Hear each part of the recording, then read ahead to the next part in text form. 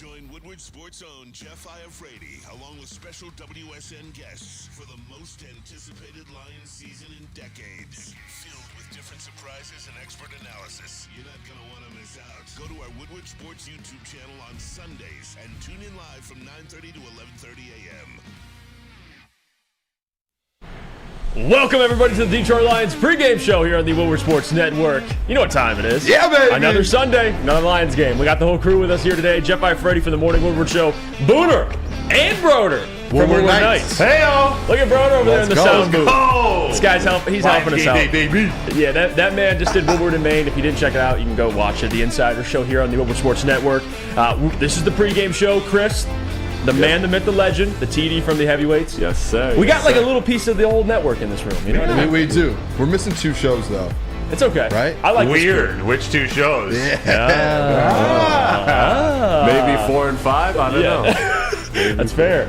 That's fair. Guys, we got a lot to get to today. Obviously previewing the Lions, traveling over to LA to take on the Chargers. And man, I'm excited. This is a great test for the Lions. I know it's a 4 o'clock game, and personally, I'm selfish. I don't like 4 o'clock games. Even though I appreciate that the Lions are good, so they're playing at 4 o'clock games. Man, we were spoiled kind of getting some of those 1 o'clock games. The one's beautiful. When you go on the West Coast, though, you're always going to get the 4 o'clock games. Absolutely. It's just how it works. Yep. But it sucks. I'd rather be do the show right into the game, especially coming off a bye. Coming off a bye, you're like, I just want to see the Detroit Lions playing. Just give me them at 1 o'clock. I just want to get this over with because right now, my nerves are kind of hitting a little bit. And as we get closer and closer, we're going to get off the air here, and I'm going to probably just sit over there in that room watching other football games. And I'm like, I just want to see the Lions win a football game right now. I know. And it's great. Honestly, and we talk about matchups. I mean, this is undoubtedly the third best, wherever you want to rank them, but undoubtedly the third best quarterback they've faced. I mean, you talk about going on the road to Kansas City, Mahomes. On the road to Baltimore, Lamar. Now on the road to L.A. with Herbert. Yeah. This is a great test for not only this Lions team, but specifically this defense and that secondary. Yeah, and I keep saying, I've said it all week, I think it's the second hardest test you have remaining on your schedule behind Dallas. So, that's where you're coming off of a bye. It's a good time to come off a bye and get healthy and play this team. But it's still just looking at it, you're like, all right, this is going to be a battle today. Whether some people think it's not. I know, Broder, I know you did your score prediction, and you don't think it's going to be as big of a battle, possibly. But I'm just like, all right, this is your second hardest test to end the year. It's going to be a battle, in my opinion, on the road, all the way across the country, different time zone. I just think it's a lot. But yeah, Justin Herbert, you don't know what to expect out of him, to be honest. And with Broder's point too, and it's crazy because when I was on Woodward Night, shout out to you guys for having me. It was a lot of fun. And Broder said it, I didn't even blink. This is where we're at, Broder, with the Lions. It's when you pick these type of games and you're like, yeah, they're the better team. Lucas said on the Morning Woodward Show, they're better offensively, they're better defensively, they're better on special teams. You have the advantage from head coaching position, Broder. They have it all. The only thing that they have going against them is they're on the road. But other than that, they are the better team. Yeah, and where their strengths are, where the strengths and weaknesses match up, it feels like the Lions' strengths are matched up with the Chargers' weaknesses. And so if you can, be committed to running the ball with David Montgomery, even maybe Jahmyr Gibbs between the tackles some, really working downhill, keeping Joey Bosa and Khalil Mack close, but then using Jahmyr Gibbs, Khalif Raymond, some of the guys to then spread it out, running on the outside. I think there's a lot of creative things that Ben Johnson can do with a fully healthy offense. Mm-hmm. Fully. To Broder's point, too, to where it could be a blowout of a game and the Lions could dominate this game. Yeah. It kind of feels like, outside it being on the road, but remember last year that Jacksonville game where everyone was like, okay, the Detroit Lions, obviously in 3 phases of the game, they're better, but Jacksonville, it's still a team that's fighting for a playoff spot in the AFC. It's the same with Chargers. They're trying to come back and fight for a spot, but you're better than them all around. You should be able to go out there and beat them. And last year versus Jacksonville, the Lions went out and won by 30. Well, you know what's funny, and I'm a big Trevor Lawrence guy, and that was my biggest thing with that game. Is all that's true, but we'll see. It's Trevor Lawrence, and here it's they Justin Herbert. whooped his ass. Yeah. But the difference was that was at home. But you're onto something, Booner, there, because even on the road, they are the better team. But Chris, I haven't gotten a chance to talk to you about it. How much respect you putting on the Chargers' name? Where are you at? I'm putting a lot of respect on their name from a talent, and just again, when you have a quarterback like that can win you a game no matter what the circumstances are. That's just the wide variance that this team has. Where I look to, and I said this on nights, I said this on heavyweights, I've been saying it all week. To me, where it comes down to is roster-wise, the talent is relatively similar. when you factor in everything. But what it's going to come down to for me is coaching. That's the one place you can look at and say the Detroit Lions should have a very distinct advantage.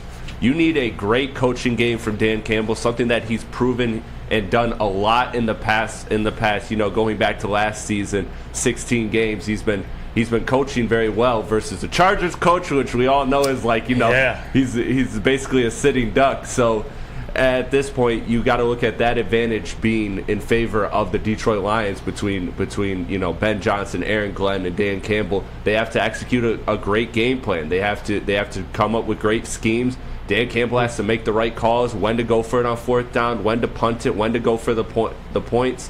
That, to me, is the one advantage for the Detroit Lions. One that's a comfortable advantage and should play a big favorite tonight. And Booner, how does that sound? You have the coach of the year on your squad right now. So in most games, you're going to have a coaching advantage. Yeah. And not just the coach of the year award has a lot to do with other things, but still, we have confidence now.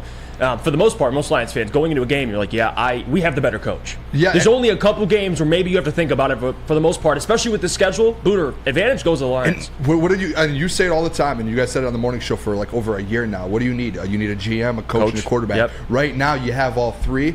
The biggest thing too, and I don't know if you guys have heard this. I've been talking about this since we've gone on the bye, because Dan Campbell said this before they took a couple days off. But he said, listen, the one thing we haven't done this year, and we're 6-2. The thing that we haven't done yet is we haven't put all three phases of the game together. Mm-hmm. You've seen Aaron Glenn put out a great defense multiple weeks, but sometimes when those weeks happen, the offense struggles a little bit. And when Ben Johnson puts a great offense out, Aaron Glenn has a little bit of a struggle versus the Seahawks. So there are these different things where Dan Campbell's been saying it for 2 weeks since the bye started. We need to put all three phases of the game together. We have the offensive coordinator, the defensive coordinator, the head coach, the special teams to be able to do it. We can do it. The Detroit Lions can do it. Have not seen it yet. All three phases, special teams, offense, defense together. That is, to be honest, that's what I want to see today. And Dan Campbell, like you said, the coach that had the leading for coach of the year, that's part of being coach of the year, is doing that. Mm-hmm. Making sure all three of those phases of the game come together at the right time. I think today that's what we want to see, because he's been focusing on that. He's been talking about it. Yeah, and great coaches, Booner. The thing I look at, especially coming off a bye week, is if you're a great coach, you'll see it. Yes. After a bye week. You'll see it. We'll see the 49ers and how they respond on the road in Jacksonville. You'll see it. If you're a good coach after a bye week, it's a good measuring stick for any good coach. But I'll tell you what, we'll go to break. When we come back, we'll get into more injury updates, and then we'll get into the matchups itself. You're tuning into the Detroit Lions pregame show here on the Woodward Sports Network, brought to you by our friends over at Bullseye Event Group and Long Drink.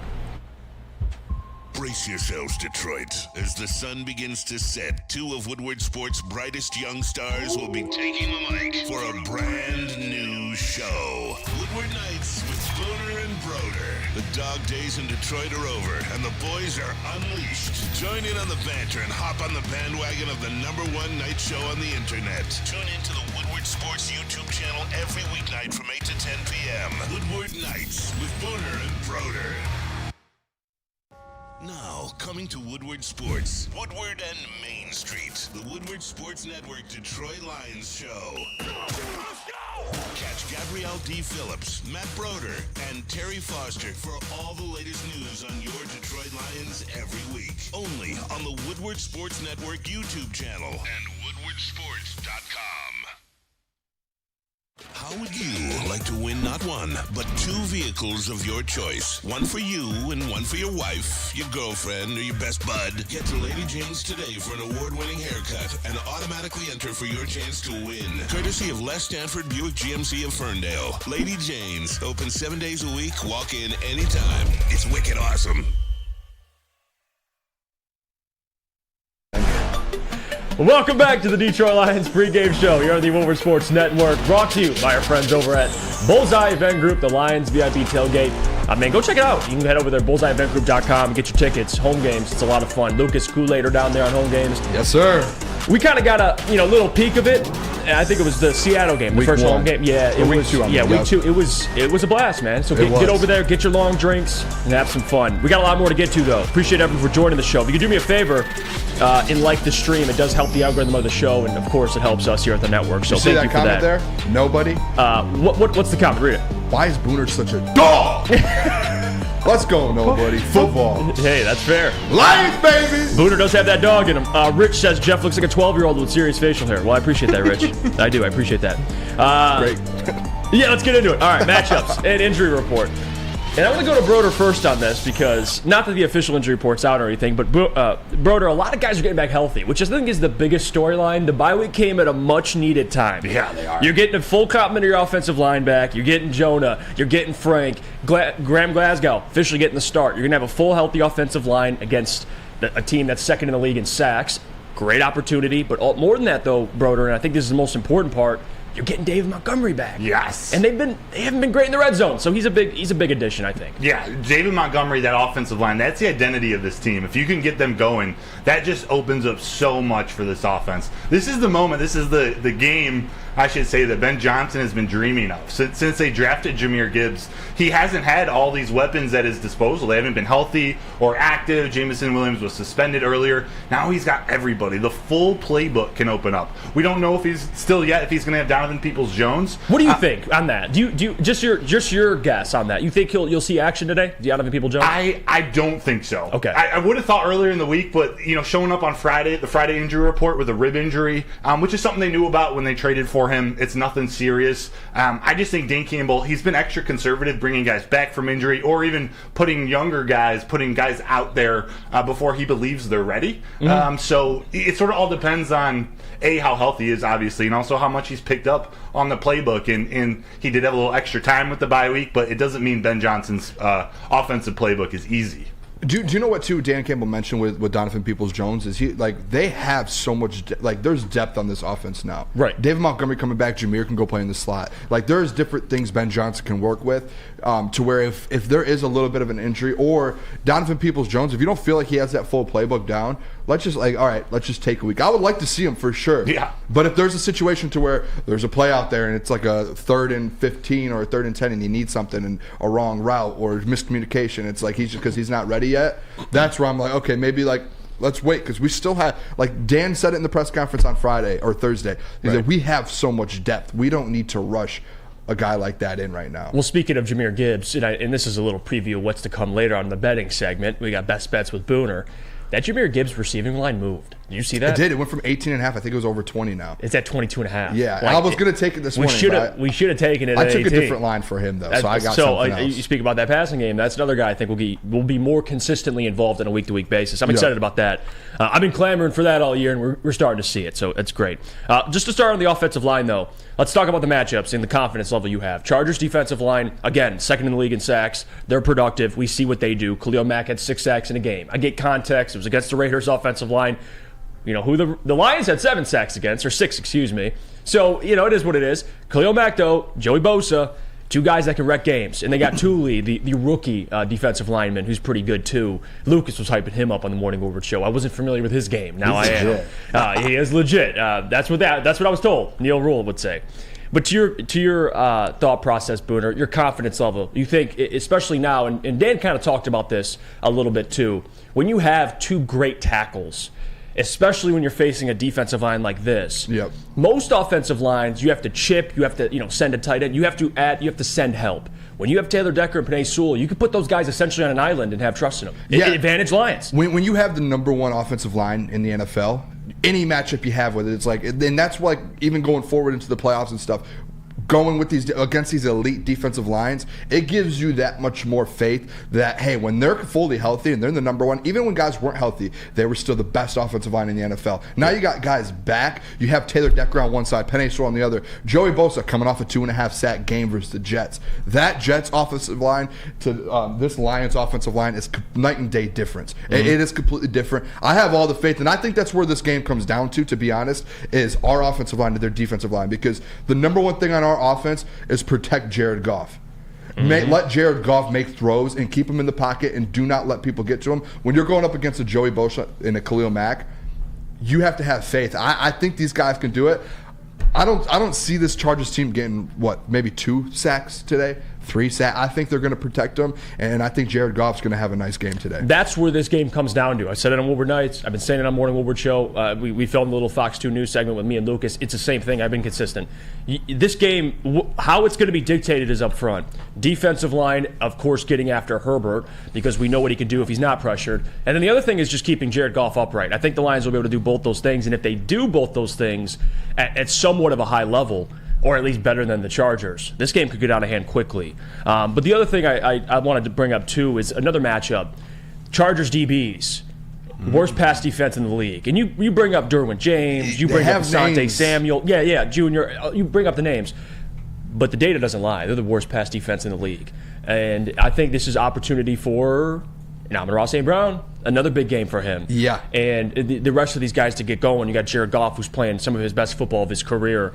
I mean, this is a matchup that I think you have to talk about because advantage Lions, Booner. Yeah, I'm going to keep going back, Jeff. Establish the run, play action, and just eat that secondary up.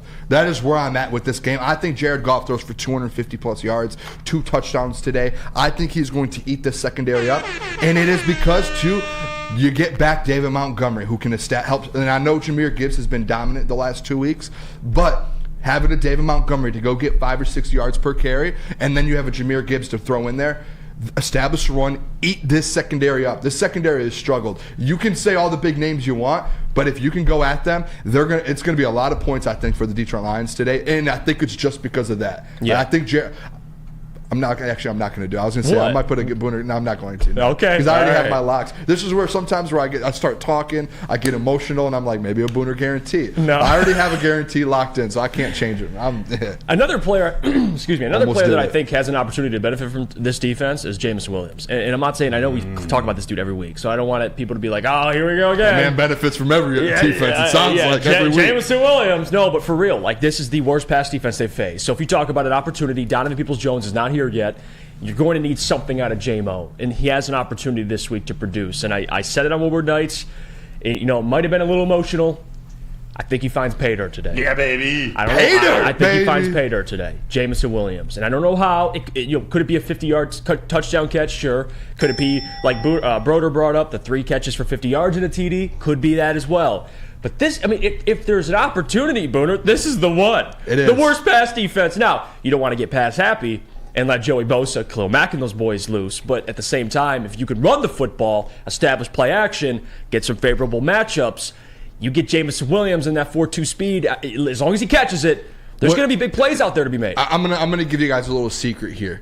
When we've done some of these streams a couple times, I talked with D-Mac in the back. I'm like, listen, he is going, just pay attention to the first half of Jameson Williams. They don't typically go right to him. They just set it up. Right. Catch one of these guys in the back sleeping, which, if this is one of the worst secondaries in the NFL right now, you will catch them sleeping at some point. And if you have a guy as fast as Jameson Williams, he's going to be wide open at one point. Yeah. He will. That's going to happen. It's just about, one, can they connect on it? That's all it comes down to. There will be a deep ball downfield to Jameson Williams today. Can it get connected? That's all it comes down. That's what it comes down to. And Broder, the benefit is, and it frustrates me to see J-Mo in 80% of run plays, but also the benefit of that is you put him in run plays, and then the opposing defense, exactly. And then you hit him with a play action, and now they're like, oh, here goes J-Mo. He just has to catch it, of course. 100%. And that's why I also like to see him maybe get him on a reverse. Like something where if you're running it well with David Montgomery, that collapses the defensive line. Joey Bosa and Khalil Mack makes them stay a little tighter to the middle of that defense. If you have a Jameson Williams, even a Jahmyr Gibbs, sneak out to the outside around those guys, it spreads it out. It makes it so they can't cheat inside. And that just helps the entire defense. I'm with you. I think this is set up really well for a Jameson Williams. Maybe even a Khalif Raymond to get something going on the outside. I may or may not have a Khalif Raymond prop for you guys in a little bit when we do Booner bets. I saw something that I really like. Ooh. So just that's a tease. That's a tease there. Teaser. And the other thing with Jameson is please, I don't want to see the only touches this man gets is 40-yard bombs. Me either. I'd like a comeback route. Throw it to him in a drag. Throw it to him in a deep post. Can they get him in those Khalif Raymond routes? You're right. You see Khalif run those little drags, and he gets the football, and he takes it for 15 yards. You don't think Jameson can do that? I mean, the run after catch, he has that ability. So when I say touchdown, I don't want people to think the only opportunity he'll have to get a touchdown is a deep shot for a touchdown catch. Just get the ball in his hands. Which I think that will happen today. Anywhere, close to line of scrimmage, 5-10 yards out, just get the ball in his hands where he can use his legs. Mm-hmm. It doesn't have to be a bomb where so many things have to come together. It's got to be a good throw. He's got to make the catch. There's got to be not a lot of contact. Just get the ball in his hands close. And that's the biggest thing is we have already seen him get, last year, get the reverses, get these small passes that have turned into big plays. We saw that at Alabama. We saw glimpses of it so far in Detroit. It's just, to me, it's like, how can Ben Johnson find a way to give him those opportunities more often, which has not been happening. And I know he's dropped a couple passes in those short, immediate routes, but if you could find ways to get him in those positions more, I think today, Jeff, I'm with you. You kind of convinced me. I might go with J-Mo pay dirt. Yeah, and I don't know what it is, but I we might were doing do the show. I hopped on Woodward Nights, and we talked about the pass defense. I'm like, wait a second. The guy that I've been defending all week, Jameson Williams, this should be an opportunity for him. Like, it just clicked. No, Jesse, I didn't steal your comment on Monday. I did not see your comment. Sounds like you did. I did not. He might think so, and I love you, Jesse, but no, this was completely just off. It was a random thought. Because why are we all on Amon-Ra St. Brown this week? Secondary. Yeah, that's the point. So, again, if Jameson Williams, if there's a game for him to get right, it's this game, in my opinion. Can you just block Max Crosby if you do an end around? That'd be cool. It'd be kind of cool. But what about you, Chris? What do you think about Jameson? You out on him, or you think this is an opportunity for him?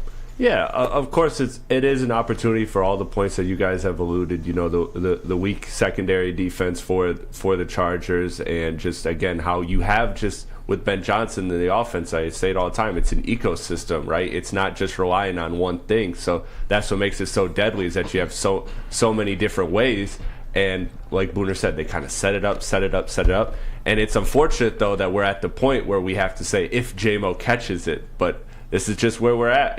This is just where we're at with him. I think that people got to stop looking at him as a first-round pick and just start looking at him as what his value is to the team. Does he help you win a game? I say this all the time.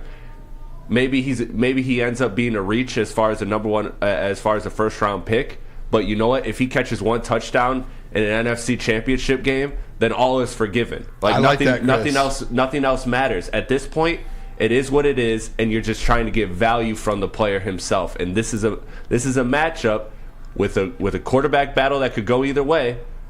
A play from J-Mo could be the difference in a game here today. And to Chris's point, we saw that against the Tampa Bay Bucks. Yeah. Now, although he didn't have the game-winning touchdown, that touchdown shifted things. Yes, it did. At the time, he scored it too. And in here, real quick, in FanDuel, Jameson Williams plus 500 for a touchdown. Ooh. Guess who has the same amount of odds as Jameson Williams to score a touchdown? Chargers today? Defense. The Chargers defense. Wasn't it higher? We looked at it yesterday. It was like plus 600. And it might have moved a little bit, but there are Donovan Peoples-Jones is plus 550.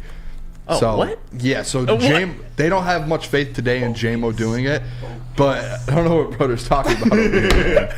Jeez. Focus, Booner. What? There's a nice car out there. Yeah. See, Lambo. An all-white Trailblazer. Yeah, it was all white. All-white Trailblazer. All right, I'll tell you what. We'll go to break. We come back. We'll talk more about this Lions defense facing, again, like I said earlier, the third best quarterback, in my opinion, they faced so far. It'll be a good test. We'll talk about it. We'll talk about Keenan Allen, of course, because he's that guy. And how are the Lions going to contain that man? You're tuning into the Detroit Lions pregame show here on the Woodward Sports Network, brought to you by our friends over at Bullseye Event Group and Long Drink. We'll see you in a little bit.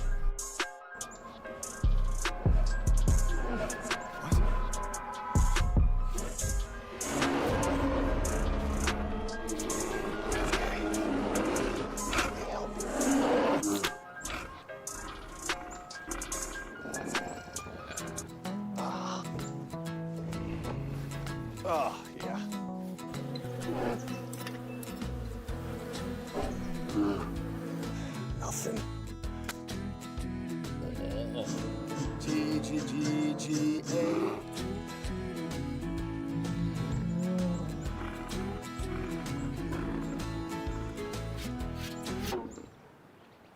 Oh, sorry, I forgot. There we go. Oh, cheers, buddy.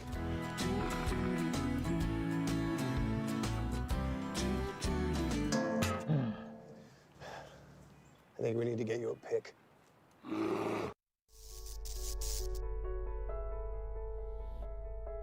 We've just received word. The world's cannabis supply has vanished. The public is outraged and has taken to the streets in response to this tragedy. The individual responsible acted alone, and we can only hope they will make things right soon.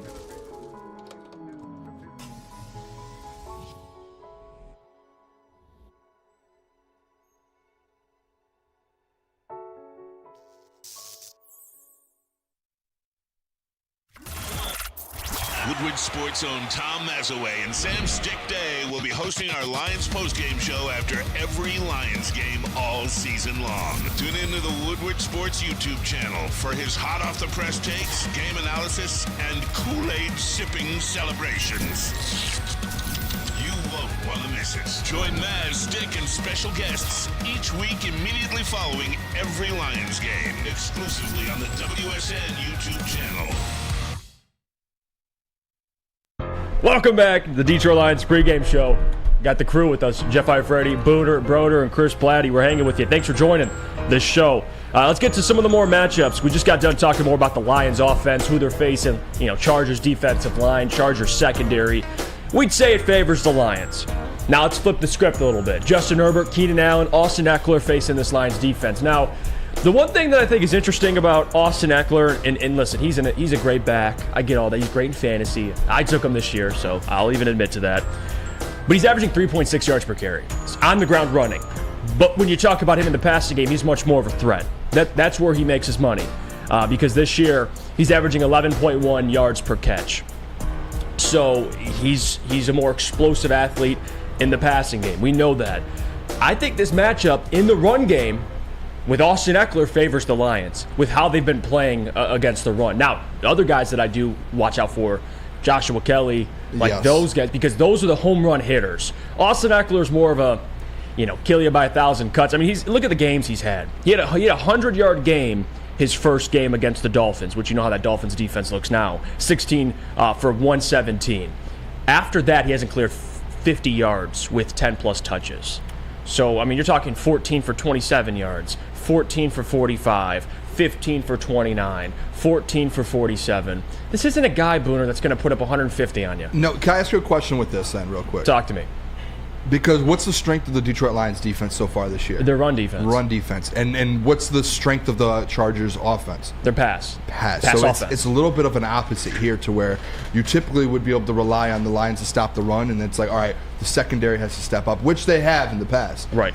But that's where you get into the same to where it's like, hey, they're not going to run the ball out. They're not going to run the ball a ton. And we just know that. It's a fact. That's where our strength is on defense, the Detroit Lions, is stopping the run. So now it's like, what's been the whole question about this Lions offense or defensive line is get to the quarterback and get sacks. We've been getting pressures. This Lions team just has not been getting sacks outside of a couple weeks throughout this season. So that's where I think the key to this defense comes down to is getting to Justin Herbert, putting him under pressure, and just quite frankly, go out there and get 5+ sacks again this week. I know I've talked about it before. I'm not giving it out as a bet again, but that's where I come down to. How do you keep the ball out of Austin Eckler and Keenan Allen's hands? It's getting to the quarterback and making him make tough throws and making him struggle a little bit. And I think that's the key to this whole game today is containing Justin Herbert and kind of disrupting his game, because those guys are going to go out there and make the plays. They're the all-pros. They're the Pro Bowlers. So is Justin Herbert.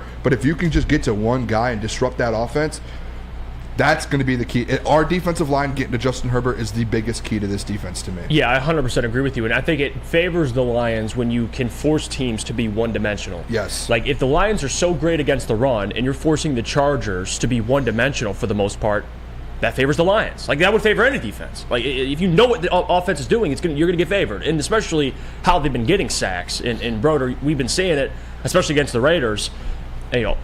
Although there's some misplays that some quarterbacks missed out on, I think Herbert would be a guy that can hit those. They have to clean a couple things up. But when you talk about getting to the quarterback, they've been doing it by committee.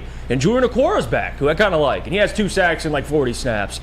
If you talk about this team getting to the quarterback, although people can bring up, I wanted a defensive lineman at the trade deadline, they've been able to get to the quarterback. They're coming off 6 sacks before the bye week. Yeah, they have, and this could be another one of those games because the Chargers' offensive line isn't that strong outside of Rashawn Slater. Yes. So I think it could be a game where we see Lee McNeil continue his trajectory, continue playing well. Their center, Will Clapp, he's a big center. He's like 6'5", and he just doesn't move as well off the snap. He's a big guy. He has trouble getting to that second level, which is why as amazing as Austin Eckler is, their run game's been trash. It's very weird. The personnel just doesn't seem to fit. So I think they can use pressure, especially up the middle. Especially, we brought up Aiden Hutchinson coming on the right side of that offensive line. It's something you're right. They got to get to Justin Herbert and make it difficult on him, like the pressure they were putting on the other guys Herbert's a little better than Jimmy Garoppolo, than Desmond Ridder, than those.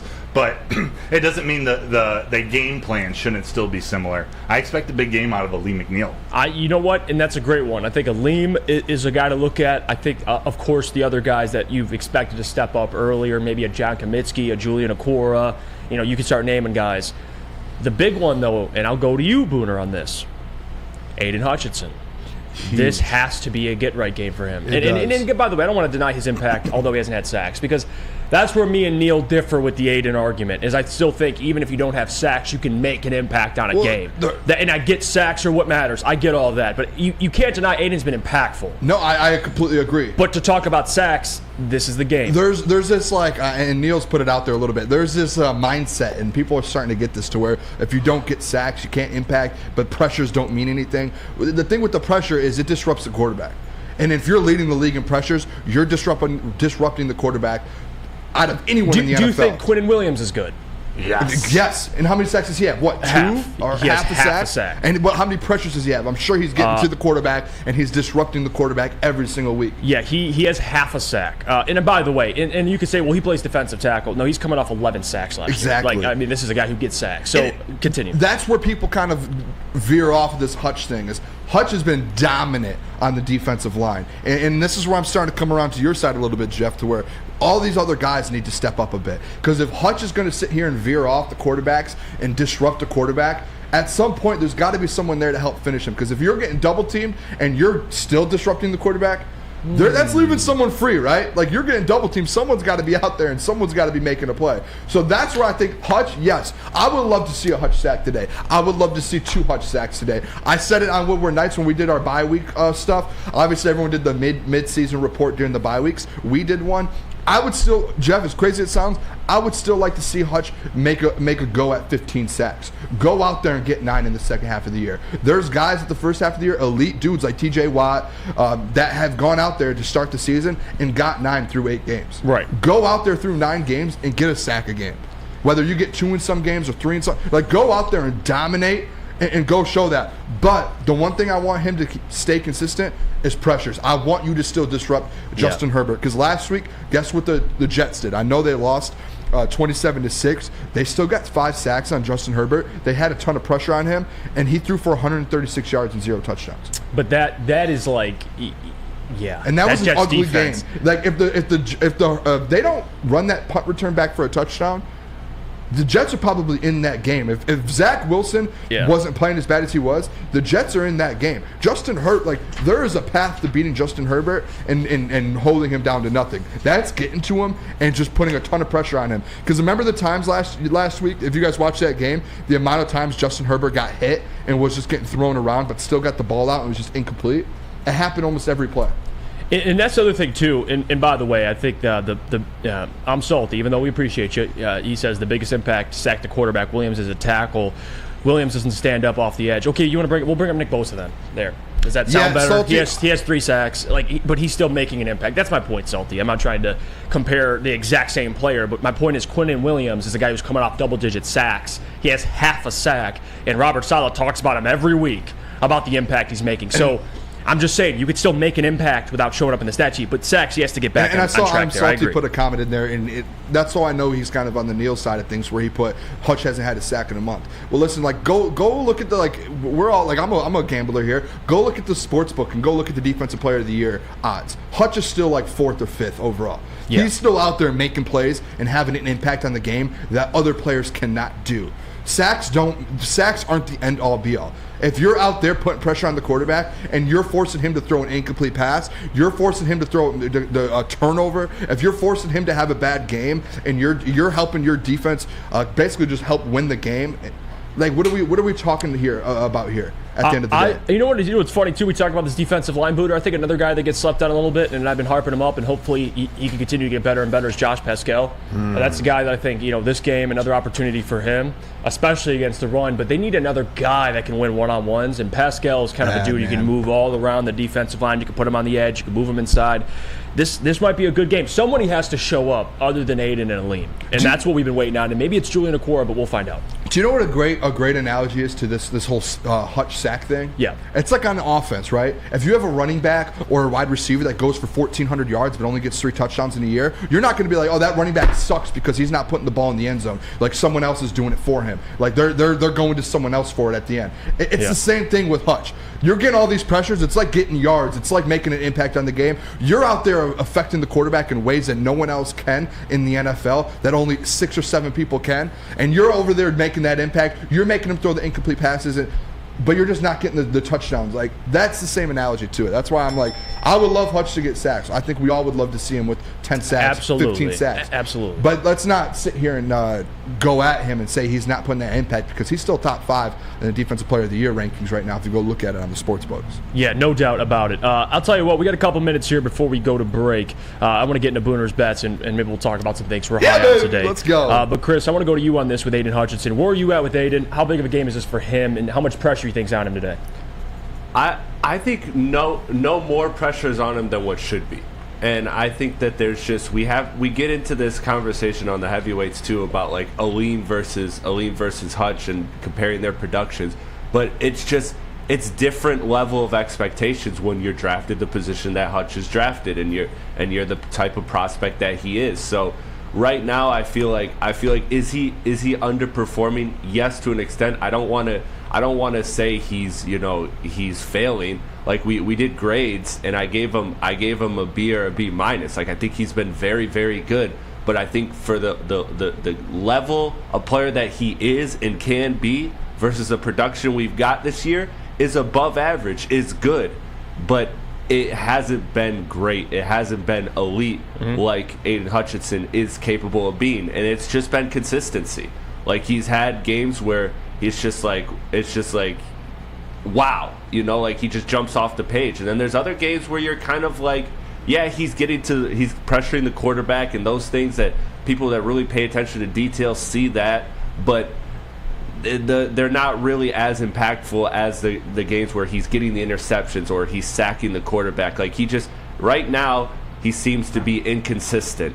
Yeah. And I think that's something that he has to fix going forward. And if he does, then he will get to an A+. He will be top 3, maybe even a runner-up in Defensive Player of the Year award. Like all of these things Hutch is capable of. Right now, he's playing good, not great, and you need him to play great. And this is an opportunity for him to play great, but we'll see what he does. And to Chris's point, like you saw week 1 on the road, Arrowhead, he gets a sack. Week 2, 2 backup tackles. He doesn't get pressure. That's the definition of a young player. There's still plenty of room for him to grow, but he is right. It's more about consistency for Hutch, which I think the second half of the year, Booner, to your point, I think we'll start. We won't have to talk about this for the entire year. He's not going to end the year with what he has now. Last year, the first half, it was like, and then the second half, he had one game with 3 sacks. He was kind of quiet. And then the second half of the year, he absolutely ate. But there it is. All right, we'll go to break. When we come back, we'll get into Booner's bets. I'm not going to give you any of my financial advice. I'm probably, 0 for 9 our last 9 parlays. For 6 straight weeks here. But here's the thing, though. I've been losing a lot, Booner. Killian Hayes 1 missed, but guess what? On Lions game day, hey, hold on. On Lions game day, though, Lions game day, I come ready to go. You don't lose. But Killian Hayes one, that was a joke, by the way. Oh. No, that was clear. Like, I think Chris might have been in there that night. I came in the heavyweights. I was like, people on Twitter were like, whoa, Booner. I made it clear that I put that together as a joke. Yeah, no. The story of it goes is Booner asked me to fill in for nights, and I'm like, yeah, I got you. And he's like, I'll pay you. I was like, nah, hook me up with a good parlay. This man gives me a Killian Hayes parlay. I never felt more disrespected in my entire life. That was a joke. So please don't put that on my name like that. I'll bring it. The Michigan one then. How about that? Michigan parlay we had yesterday. My best bet for Michigan was -4.5, and my best bet as well was LSU over, which both of them I went 2-0 my best bets. So why don't you give me any of your best? What do you give me? Scraps? If you go look at my Twitter, if you were on Woodward Nights, you're giving me scraps. Jeff, you were on Woodward Nights. I gave out my 2 best bets. No, we're not doing this. The guy, you don't I gave out my 2 best bets on Woodward Night. They both hit. I tweeted them out at 11 a.m. before the games yesterday. They both hit. I didn't get that. You ain't hit up the homie turn my notifications on. I guess I got to be subscribed to the Booner Bets plan. Turn my notifications on $11.99 a month. I didn't subscribe. Turning notifications on when you got your phone number is wild. That's disrespectful. I can't go and send my best bets to every contact in my phone. Gosh. We got a group chat, man. I know. Next time, I'll just send the tweet. This guy goes, hit my Twitter. Check it out. Oh my God. You're like acting like I didn't give it out. Gave up my 2 best bets, 2-0 yesterday. And guess what's happening this week too? I went 5 straight weeks. I pick one player every single week for the stream. 5 straight weeks. I will not deny your Lions game day success. 5 straight weeks they've cooking. hit. I'm going for 6 weeks here with. I'm going to pick one player. Every single prop for a player, it's hit for 5 straight weeks. Jesse Adams says, hopefully you took my college football picks the last few weeks. Or college football. Jesse, you're cooking. I can't even deny Jesse. Like, he's a mastermind. He'll tag us on Twitter with like a 17-legger and we'll slap. I'm like, Jesse, I don't know what you're cooking with, but you must be Walter White or something, man. You're cooking. All right, let's go to break here. When we come back, we'll get into Booner's bets and more. You're tuning into the Detroit Lions pregame show here on the Woodward Sports Network, brought to you by your friends over at Bullseye Event Group and Long Drink.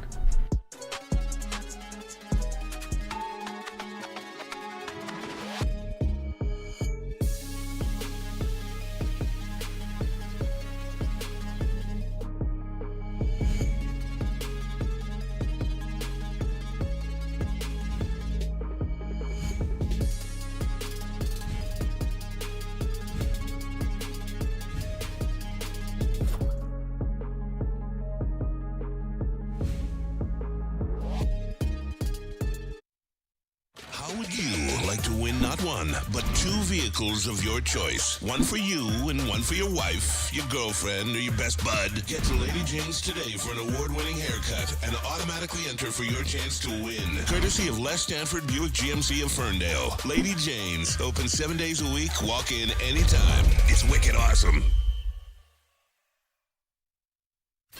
Come hang with the Woodward Sports Crew all throughout football season on Saturdays and Sundays. Join our college football and Detroit Lions live watch parties. Inside the 5, caught, end zone, touchdown Detroit Lions! With money on the line. Featuring different special guests and surprises. Start times will vary depending on the game. Only on our Woodward Sports YouTube channel.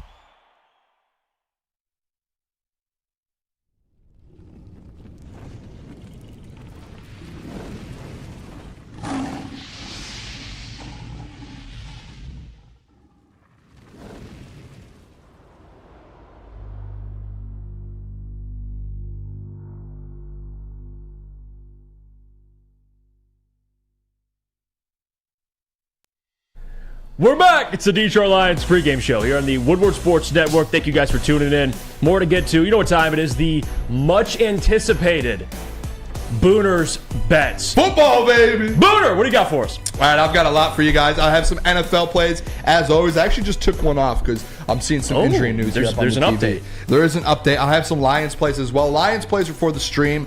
And just so you guys know, when you guys tune into the stream, between now and 4 o'clock, I will add plays for the Lions game. So make sure you guys lock in for the stream at 4 o'clock because I will have a couple more that I'm going to give out. Okay. Maybe a couple small parlays and a couple things because things do change. Let me start with the NFL real quick. And I want your guys' opinions on these. Yes or no. Just yay or nay. Let's do it. Yay or nay. First game I have here. Big game here for Jacksonville versus the 49ers. Okay. At home, they're getting 3.5 points at home. I love my home dogs. Love them. 49ers have been struggling. Coming off of a bye. I think they're both actually coming off of a bye. Jacksonville's had time off. Jacksonville plus 3.5. I think this is a close game, Jeff. I'm taking the Jags plus 3.5 today. Booner, you know who you're talking to. Trevor Lawrence, my MVP. So Jags like are in the that. AFC Championship game for me. I'm high on the Jags. I'm with it. I love like it. And it's weird for them as an underdog. I get the 49ers coming off the bye week. They got Chase Young, but Broder, something smells fit. If it quacks like a duck, it's probably a duck. And I think this line's a little fishy. You're an underdog at home, and the Jags have won, 5 straight? It's a good matchup. Yeah, it's just hard to picture the 49ers losing 4 in a row, but was it you and I that picked the Jaguars on I think we did. Woodward night? So I'm with you. I think they're rolling. They got something special that they're starting to fall into. And I think Trevor Lawrence, I know he hasn't been the Trevor Lawrence people expected, even for MVP. I think he's done. Unless he has a unbelievable second half of the year. Just statistically, it hasn't been an MVP season. But I think this is the start of where Trevor starts to play really, really well. Yeah, he already has. 4 straight wins. The wins, of course, they're winning games. Dominating. And that's all that matters. But, Chris, what do you think? You like him? Underdog, Jags versus 49ers? Do you think 49ers get right today? Yeah, man, I'm right there with you in lockstep of Trevor Lawrence and my just hype on the Jacksonville Jaguars entering the season. So I'm gonna always believe in a player like that. I got him as a fantasy quarterback in one of my leagues. So hey, Kirk Cousins still on the block. Still on the block, still available. But you know what? That league don't matter since you sabotaged and there's no honor left. But you know what? Oh my God! And then Smitty trades his entire roster to Ryan. Yeah, listen, I don't man, even want to talk about the fantasy league, fellas. Kirk Cousins still couldn't get moved. I was still in the group chat. Fantasy league's killed. The league was cooked. It was over. It was done. Jeff. And I was sitting there like, yo, Kirk Cousins is still available. And just couldn't get a Jeff bite. ruined the league. Oh, God, stop. He did. You know what's funny? I don't know what's funny, actually, because the league's dead. You know what's funny? For those who don't know, Chris drafted Kirk Cousins for a trade piece, and he tore his Achilles. So he's still being shopped at this point. We'll see. He can still be got. He can still be got, man. He can't. And some of the people, by the way, I'm a big believer, and you know how I feel about this, and I'm kind of contradicting myself, but the up-down theory. Come back. The up-down theory, I'm you know how I feel about that, especially with betting. This is one of those things where the Niners have lost 3 straight. The Jags have won 5 straight. But I'm sticking with the Jags. But this is where, and Jesse says, give me the 49ers -6. Mark my words, no way the 49ers lose 4 straight. Not saying they're going to lose, but they get 3.5 points. It's a pick 'em. I'm giving the home dog. The home dog the advantage though. I'm with you. Yeah, you know, screw the 49ers. We spent too much time on them. Yeah, no, we're with them. I hate the 49ers. What else you got for us? All right, I've got a couple. I'm going to go through the NFL bets quick here. Vikings +2.5 versus the Saints at home. Vikings. I know Josh Dobbs. Shout out Josh Dobbs. I'm not trusting Derek Carr still. I don't. Wait, you're going with the dogs. Home underdogs +2.5 Vikings. I think they win this game outright. To be honest, again, I hate to say it. Vikings. Justin Jefferson is not back, confirmed, not back. But I think the Vikings stay in this game. Steelers versus the Packers. Steelers. I don't like that one. We'll see. All right, fade me then. No, I'm fading that one. I'm gonna be honest. I'm with the Saints on that one. But we'll be here at 1 o'clock watching games. Fade me. All right. Steelers -3.5 versus the Packers. Packers are trash. Jordan Love trash. Steelers always win football games at home. Mike Tomlin -3.5. Take that. Last one here. Bounce back game in the NFL. Seattle Seahawks -5.5 at home versus the Commanders. That's a get right. After completely just blowing it last week versus the Ravens, I think this week Seahawks kind of bounce back, big win over the Commanders. Those are my NFL bets. I know you did. I only have one, Vikings, and that's the Vikings. Like, dude, I think this Josh Dobbs, the Josh Dobbs story is cute. Like, it's awesome. And by the way, Josh Dobbs is a dog. Like, you come into any situation and you have, a day or so to prepare, and you're starting and you win a football game, he deserves all the respect in the world. I just think the Saints are a little slept on. Think about... I like the Saints. I know Derek Carr, you say you can't fully trust, but, dude, good defense. Alvin Kamara's playing really well. They got a trio. They got some pretty good receivers. And if Derek Carr can just play efficient and take care of the football, they're going to win that football game. Jeff, think about how good Josh Dobbs is going to be terrorized by Cam Jordan. No, think about how good Josh Dobbs did. And he said he didn't. Did you hear what he said in regards to the playbook when he came in last week and they won the game? He said looking at the playbook and the calls and the scheme, everything he had to learn, he was like, basically, when I stepped on the field for the game, it's basically like you studied for a Spanish test all month, and then you get into the exam, and it's like French. And you're like, what? That's an L. And that's what he said he did, and he still went out there and found a way to win the game. Josh Dobbs just had another week to prepare. I'm not saying he's like a end-all, be-all, like great quarterback, but I think if you're getting 2.5 points at home for them, I think this is going to be a close game. I almost think the Vikings can still pull this out. The way they've been playing. So you think they're going to extend their streak to 5 wins? Potentially.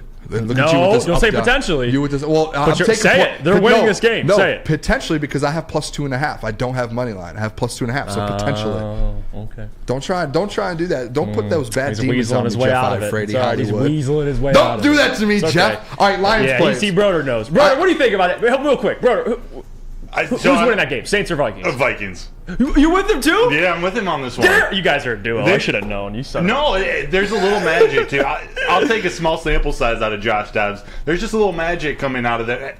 Brian Flores can scheme up a good game on defense here and there, and the offense, they do have weapons. I mean, it'd be easier if Justin Jefferson came back, but is he coming? He's healthy? Questionable. Oh, questionable. Okay. Yeah, so I don't know. Josh Dobbs is underrated. He's a smart guy. He's athletic, so if anyone can fill in, it's him. And you know what? Real quick, before I go to Lions plays, I just saw Joe Burrow on the TV. I took Joe Burrow off. I took the Bengals off my card. Right now, I just saw Joe Burrow rocking up with the sick jersey. I don't even know what it was, but he looked Joey Burr, man. Joey cool. And the Bengals back to my card, -5.5.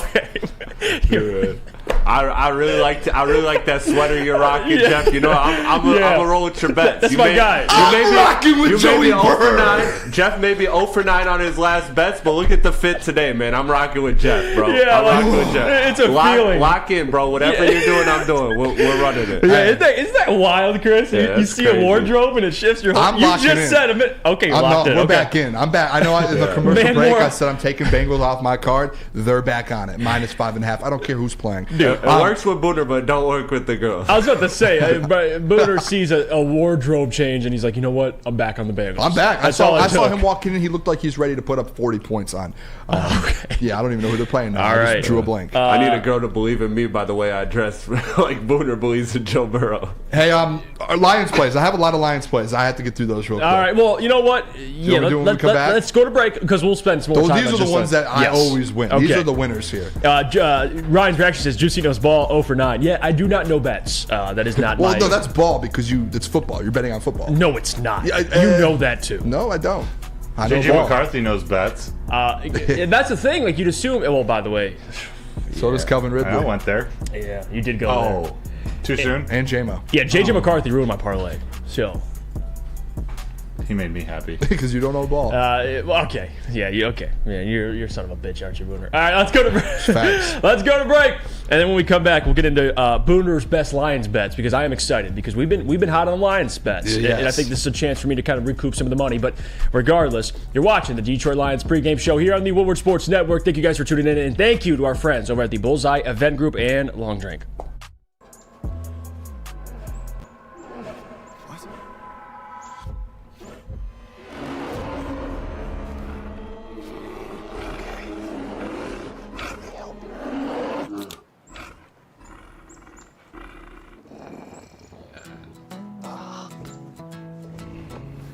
Oh, yeah.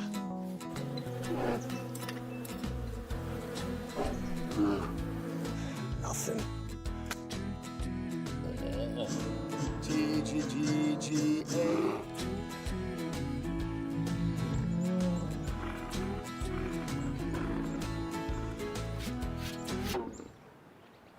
Oh, sorry. I forgot. There we go. Oh, cheers, buddy.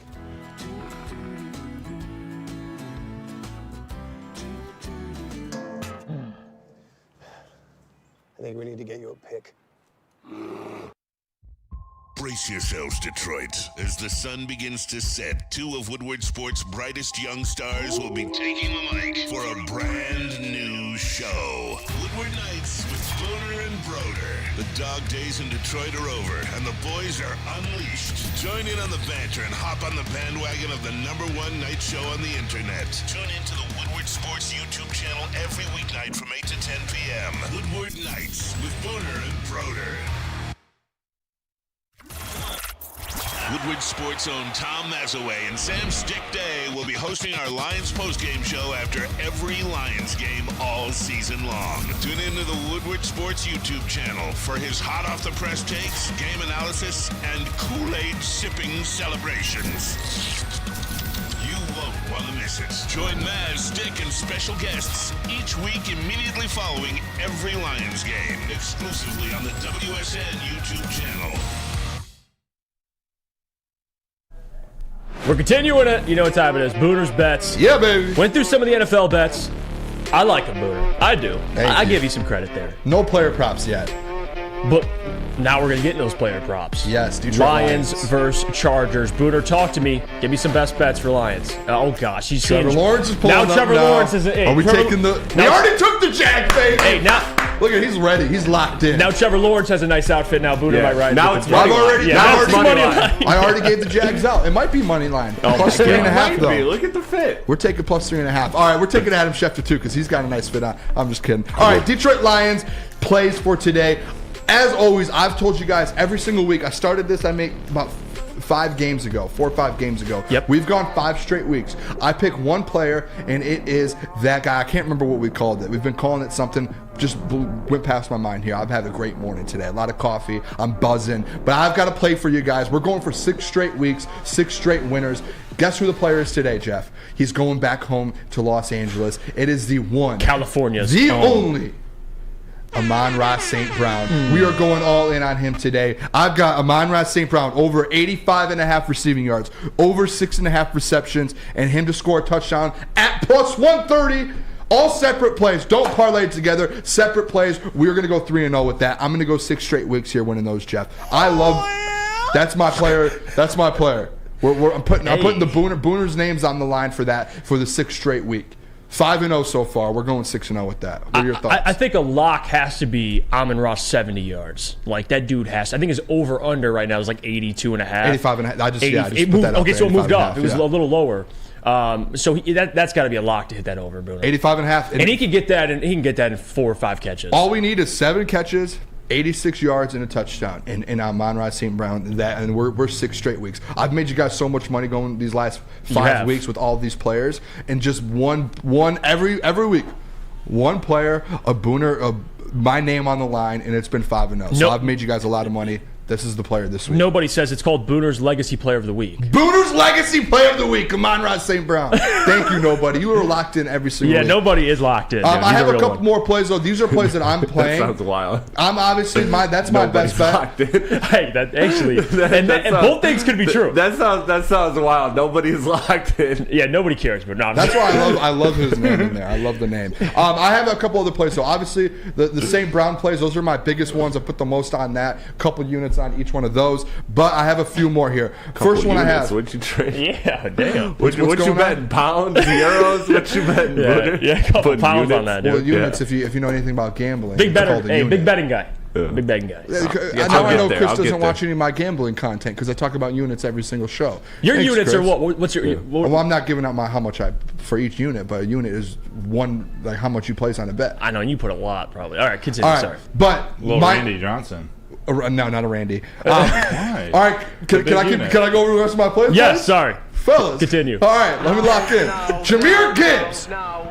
His combined rushing and receiving line is 58.5. That seems very low. I don't even care. David Montgomery back. He's going to get to 60 yards today, whether it's rushing and receiving. Make sure you guys take that. 58.5. That is another lock right there. He's going to get 60 all-purpose yards. That's going to happen. Next one I have here, Khalif Raymond. This is the one I kind of teased earlier in the show.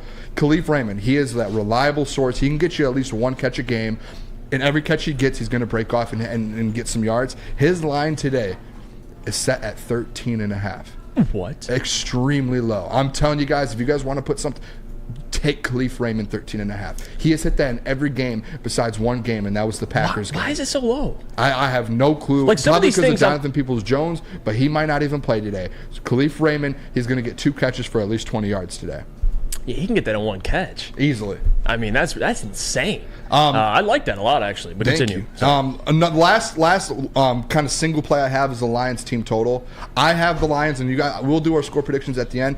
I think the Lions score over 25 points. Mm-hmm. It's 25.5. It seems low. Last week or 2 weeks ago, last time we did a stream, Lucas absolutely screwed me. No, he didn't. He did, but he screwed me Riley with Patterson Riley Patterson missing the field goal. He jinxed it, and we missed the team total. It was 27.5. Needed 1 more field goal to go over. This week it goes over. We're hitting 26. And then final thing I have here, Booner's lay of the day. 1 parlay. I'll give you guys every day. I'll give you guys a parlay. Today is plus 536 for the Lions game. Josh Reynolds 25 receiving yards. Sam Laporta 40 receiving yards. Amon-Ra St. Brown 6 catches, and Detroit Lions money line. 4 legs. That's it. Plus 536. That's going to hit. Love you guys. Stream. Now, and this is where I get worried about certain things, right? You're that confident. We all think the Lions are going to win this game. You're cool with throwing that money line in there. This is the Booner lock. They're going to win this game. All right. I'm fine with the money line. Minus 150 and adds a little bit to the parlay. Plus 536. I like it. So recap. Recap everything for the Lions. So you got Amon-Ra St. Brown. All his overs. Over 85.5 receiving yards. Over 6.5 receptions. Touchdown plus 130. I have Lions team total over 25.5. Jahmyr Gibbs over 58.5 all-purpose yards. Khalif Raymond over 13.5 yards. And then the Booners lay of the day for the Detroit Lions. Josh Reynolds 25. Amon-Ra St. Brown 6 catches. Sam Laporta 40, and Lions money line at plus 536. Love that. What about you, Broder? You think this is Reynolds? I know, and I was talking to Booner about this and Lucas and yesterday. I don't know. I don't know if it's his game either. No, come on, guys. And by the way, Reynolds has been great. Puts bad juju in the air. But for some reason, his line is super low. Like, Vegas knows something I don't. I don't. Yeah. What are we doing here, fellas? You guys trying to jinx me? No, breaking down the game. I could see Reynolds getting 2 catches for 23 yards. You know what I mean? And then ending the game like both that. first downs too, probably. Well, that's true. But what do you think about Reynolds today? Yeah, I don't want to say it's a bad matchup, but it seems like such a good matchup for a lot of other players. Like, his skill set isn't necessarily needed, but his security blanketness is always going to be there, Booner. So it's not like you said it's 25 yards. 25. Like, yeah, like that's that not could happen. Yeah, that's not outrageous at all. But I don't think he's going to have one of his 5 catch for 80-yard games. Yeah. I think they're going to do a lot more. There's going to be a lot more creativity closer to the line of scrimmage. I think it's going to be a big game for St. Brown and Laporta, and doesn't necessarily lend itself to Josh Reynolds. And now you're getting Gibbs in the passing game every week. Let me take a. I'm not trying to discredit you. I'm just asking a question. Let me take a page out of your book, Jeff. The up-down theory, right? Before this game, he has hit it in 1, 2, 3, 4, 5, 6 straight games. He has had over 40 yards in 6 straight games before the last game they played. The last game they played, he had 13 yards. And what's your up-down theory? What is it? How does that go again? Up-down? I want to break it down in a simple terms to me. Has a bad game, has a good game. Mm-hmm. He had his bad game 2 weeks ago. Coming off the bye now, it's time for him to get back to Josh Reynolds. He is still their number 2 wide receiver. Let's not act like anyone hopped in that spot. Josh Reynolds is still the Detroit Lions wide receiver number 2 right now. Am I wrong? You're not wrong. So are you saying that our wide receiver number 2 cannot get 25 yards? No. He didn't last week. The week prior. He did. No, he didn't. He was only missed it 1 week so far this year. We missed our parlay on the Raiders game because of Reynolds. Just that 1 week. You said the week prior as well. Okay. Just 1 week. You know what? You got me with the up-down theory. That's fair. Okay. You got me. Love you guys. I'll give it to you. Booner's lay of the day. Tyler says Detroit Mario got his hands on some mushrooms. Nick looks taller today. That's great. I love it. Jeffrey Views says, I got Reynolds 2.5 catches, easy money. Now the catches, I'm more confident. Dude, I'm confident in the catches. If he gets 2 catches, he's getting 25 yards. Hey, I went with Thielen 5 catches. He got 5 for like 30. Did he get 25? He did. Okay. All right, let's get a break. You're the man, Booner. All right, let's go to break. When we come back, we'll get more into the matchup itself. We'll talk who needs to win more, Lions, Chargers. And, of course, we'll get to one offensive player, one defensive player for the Lions. Who needs to step up? You got one. Let's hear them. 11 o'clock, we'll get to Around the NFL. We'll pick some winners and losers, and we'll revisit some of those bets Booner placed in the NFL because we'll be picking winners and losers. No spreads. Baby. We're picking winners outright. Okay. All right, let's do it. You guys are tuning in to the Detroit Lions pregame show here on the Woodward Sports Network. We'll see you in a little bit. Where's the most convenient place to get that big fitness energy? It's Planet Fitness.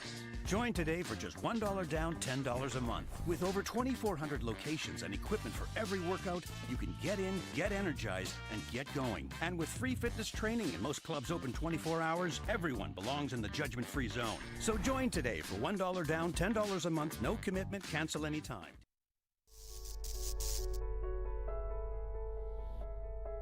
We've just received word. The world's cannabis supply has vanished. The public is outraged and has taken to the streets in response to this tragedy. The individual responsible acted alone, and we can only hope they will make things right soon.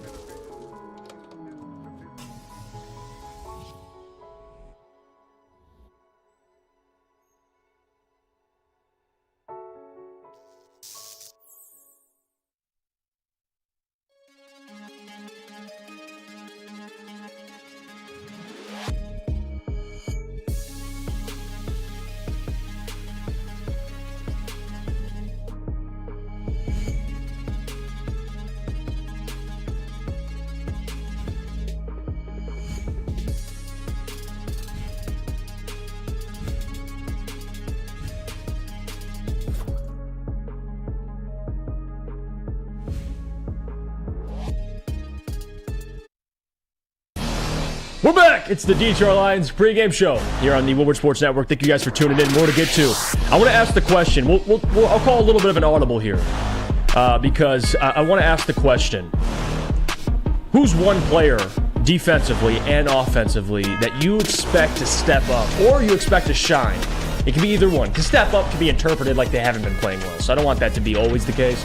But one player offensively, defensively that needs to show up today to beat the Chargers. Booner, we'll start offensively. What do you got? Offensively, I'm kind of talked about it a little earlier today, is I think it's Jared Goff. I think Jared Goff needs to go out there. I think he's going to do it. I think he throws for 250-plus yards, 2 touchdowns, and I think he has a big game. And we just keep going back to the same thing. Now that David Montgomery's back, kind of setting that run game. Jahmyr Gibbs did it really well 2 weeks ago versus the Raiders, but I think it happens even more, and it gives him even more confidence with David Montgomery, play action, all of that. I think today the biggest player you got with the Detroit Lions need to step up and have a big game. In a game like this on the road versus a team that can put points up, I think it's a Jared Goff, and you might get in a shootout. That's very, very possible with these weapons that the Chargers have. I think you go Jared Goff here, has to have a good game, take care of the football. Take care of the football and throw for tutties. Let's go, Jared. Now, the interesting part about this whole thing is when I ask the question, who needs to step up, I think my answer immediately goes to Jameson Williams. But the thing is, though, they don't need him to step up. That's the benefit of this Lions team. They don't really technically need him to step. They can win this game even without J-Mo. So J-Mo would be my guy that should shine today based on the matchup. But I'll go with who needs to step up in order to get a win. If that's the question, I'm going with David Montgomery because of a couple reasons. You got a full offensive line back healthy, and you're facing a Chargers defense that's number 6th in the NFL in rushing yards allowed per game. They allow 89.8. So the Lions, they're the 6th. So they're a pretty good run defense as well. We know how well they've been playing. But the Chargers run defense is great too.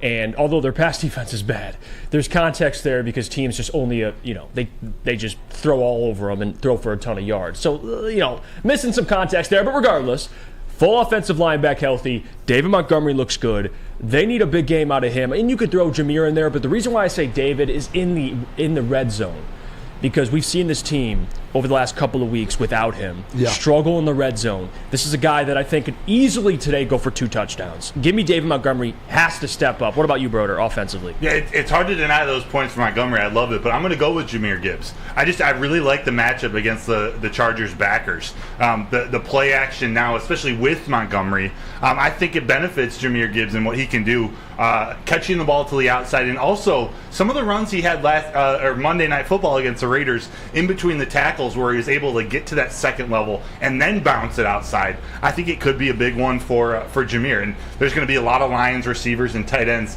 sort of flooding the Chargers zone defense, running through, finding some spots and settling in. So I think that plays well to Gibbs' explosiveness. Yeah, I think Gibbs in the passing game, dude, he's a weapon every single week. I'm happy it's finally coming to fruition. But Chris, you got anybody offensively you expect to step up today if the Lions want to win? Yeah, I think for me it's gonna simply come down to Amon-Ra. It really is, because he's gonna be the vocal point. He's gonna be the one that's going to head to head Keenan Allen. You have to win that matchup and win it outright. I know that the Lions have more weapons than the Chargers, but if Amon-Ra is outdoing Keenan Allen today, then this Lions offense is in tremendous shape because of all the other advantages they have. So that's the one I'm looking at. It's more of kind of a matchup for me rather than who I'm looking at. But I just think that's a good tell. That's a good sign for your offense if your number one receiver is being their number one receiver, and you have the weapons that this Lions offense has. Now, we go to defense, and I think when we think of who needs to step up today for the defense, it's pretty easy. You could go with a couple guys. I think for me, though, an interesting one, a couple guys you can go with, of course, the man, the myth, the legend, which I'll let Booner cook that up. But for me, I'm going to go Cam Sutton, because I think it's a big game for Cam Sutton. You got Keenan Allen, who's one of the best route runners in the NFL, point blank. And Cam Sutton has been your best corner. I mean, Jerry Jacobs has been really great, but consistency with Cam Sutton. I think Cam Sutton, this is a game for him. And I said Aiden on Friday, and he's the obvious one, but I'm going to go a little different here. I'll go with Cam Sutton because I think this matchup is important. Keenan Allen is going to find ways to get open, but trying to contain Allen. If he can get 5-6 catches for 50-something yards, you're in a favorable position because he's going to get the catches. It's more so about the yards. It's about the explosive plays, and I think Cam Sutton has a lot to do with that today. So give me Cam Sutton to step up. I'm going to go off tracks a little bit. I think you feel like I'm going to go Aiden Hutchinson, and we already did speak about Aiden Hutchinson a little bit in that defensive line, and we know that's one of the biggest keys is put pressure on Justin Herbert. Yeah. I said this on Woodward Nights where we talked about our one player on defense to make an impact.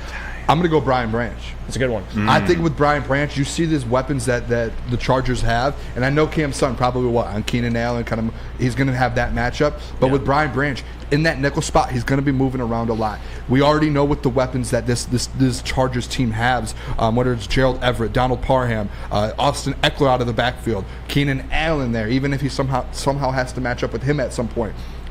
Brian Branch is going to be moving around on the field a lot. He's going to have to be making plays, whether it's stopping the run, whether it's going to tight end, whether it's picking Austin Eckler. He is going to be everywhere. He needs to have a big game. I just want to see that Brian Branch before the injury. Because once we start seeing that again and he kind of gets back, he had a full another week to recover. I think this is a big Brian Branch week. I almost might throw a little bit on him to get an interception today. I think it's plus 1,100. I might do that on the defensive end. I just think Brian Branch today, you're going to see a big game out of him, and I think it's something the Detroit Lions need as well.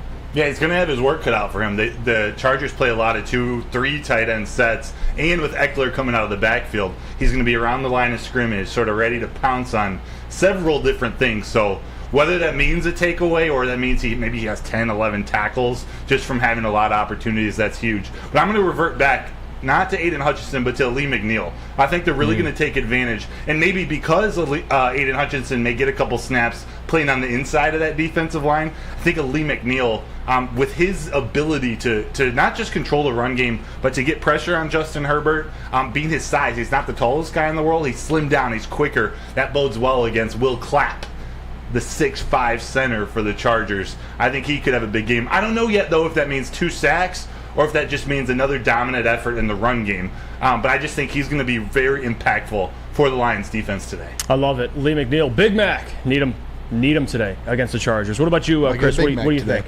defensively? Yeah, that was my one. Is Aleem.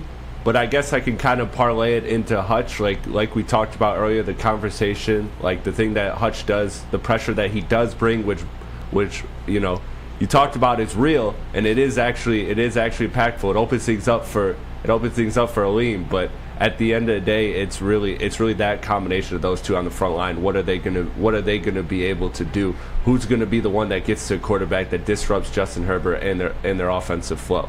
No question about it. A lot of guys impactful. I think another one you could mention too, not that he needs to step up like he's bad, but Anzalone today. Anzalone's he's going to be a big-time player for this offense. Yeah, and he's been great all year. I have another one that I think is like a shot in the dark, and it's something that you guys kind of alluded to earlier with Brian Branch. I'm actually going with somebody else in the secondary that I think could have a big game, and I'm looking at Kirby.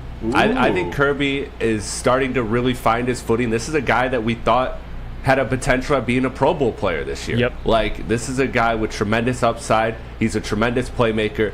If Hutch and Aleem are getting to the quarterback, if Justin Herbert is having to play from behind, then all of a sudden that opens him up to making the dangerous throws, the deep throws, and that's where a guy like Kirby Joseph, a playmaker like him, can really shine. So if the game plan calls for it, this could be a big Kirby Joseph game as well. Yeah, Kirby, if he can get back on track, man, you create turnovers. That's what helped the Lions the second half of last year. Turnovers defensively.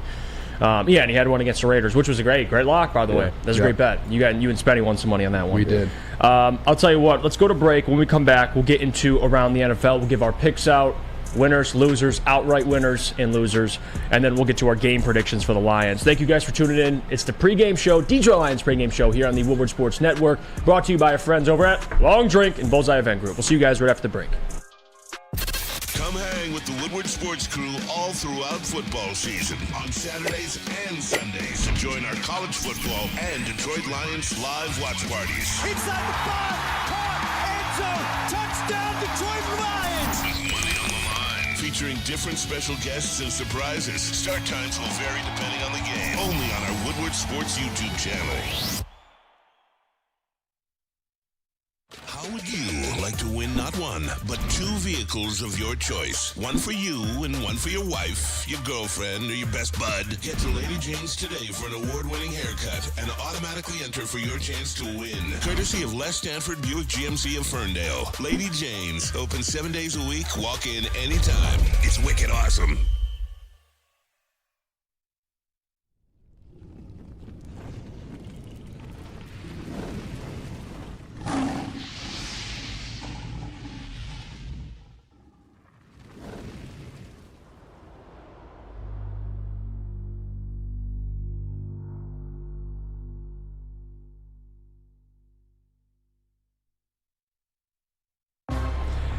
We're back. It's the Detroit Lions pregame show here on the Woodward Sports Network. Football, baby! Thank you guys for tuning in. More to get to. Let's get to Around the NFL. We'll give our picks out because this is one of my favorite things to do.